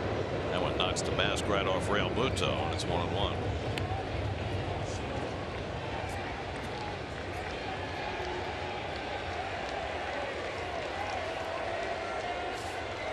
Week and a half ago that the Dodgers swept the Rockies. Looked like they had secured the division. That's right. But the Rockies have come roaring back, and then the Diamondbacks really put a crimp in the Dodgers season by taking 2 of 3 this week.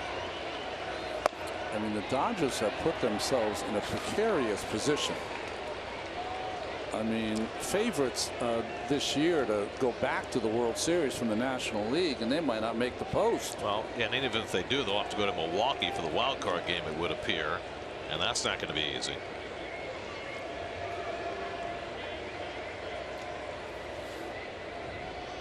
Two and one to Reinheimer, and he takes a fastball strike, and the Mets are down to their final strike.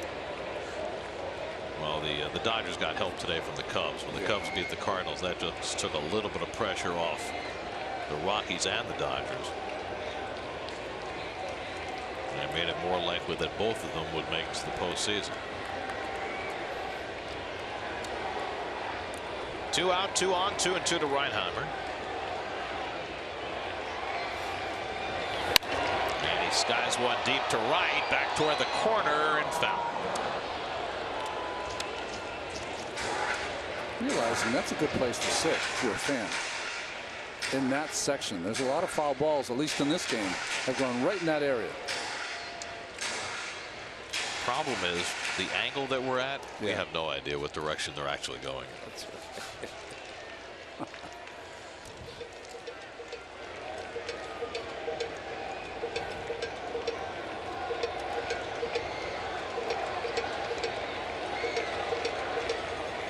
2-2 coming. And Reinheimer flies another one. This will stay in play, I think. No. See, I told you we had a bad angle. I think I would shade the outfield a little bit to right field.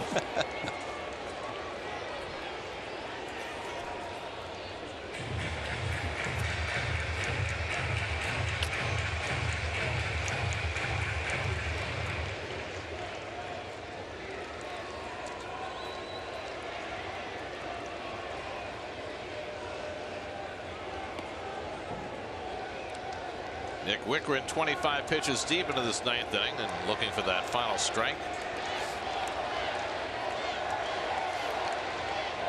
Again, the 2-2 to Reinheimer. Bouncing ball. Rojas has it. And that'll do it as the Marlins take the opening game of this final series of the year. Some bad Mets defense, some fine pitching by Jose Urena. Mets limited to just 1 run tonight as the Marlins win 8-1 on a night that marked David Wright's brief return to action after 2.5 years on the sidelines.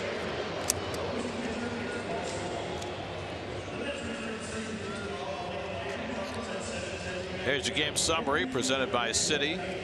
Mets were limited to 5 hits tonight, made 3 errors. Big night for Miguel Rojas with 4 hits. David Wright, a 1-pitch ground out to third as a pinch hitter in his first big league plate appearance since May of 2016.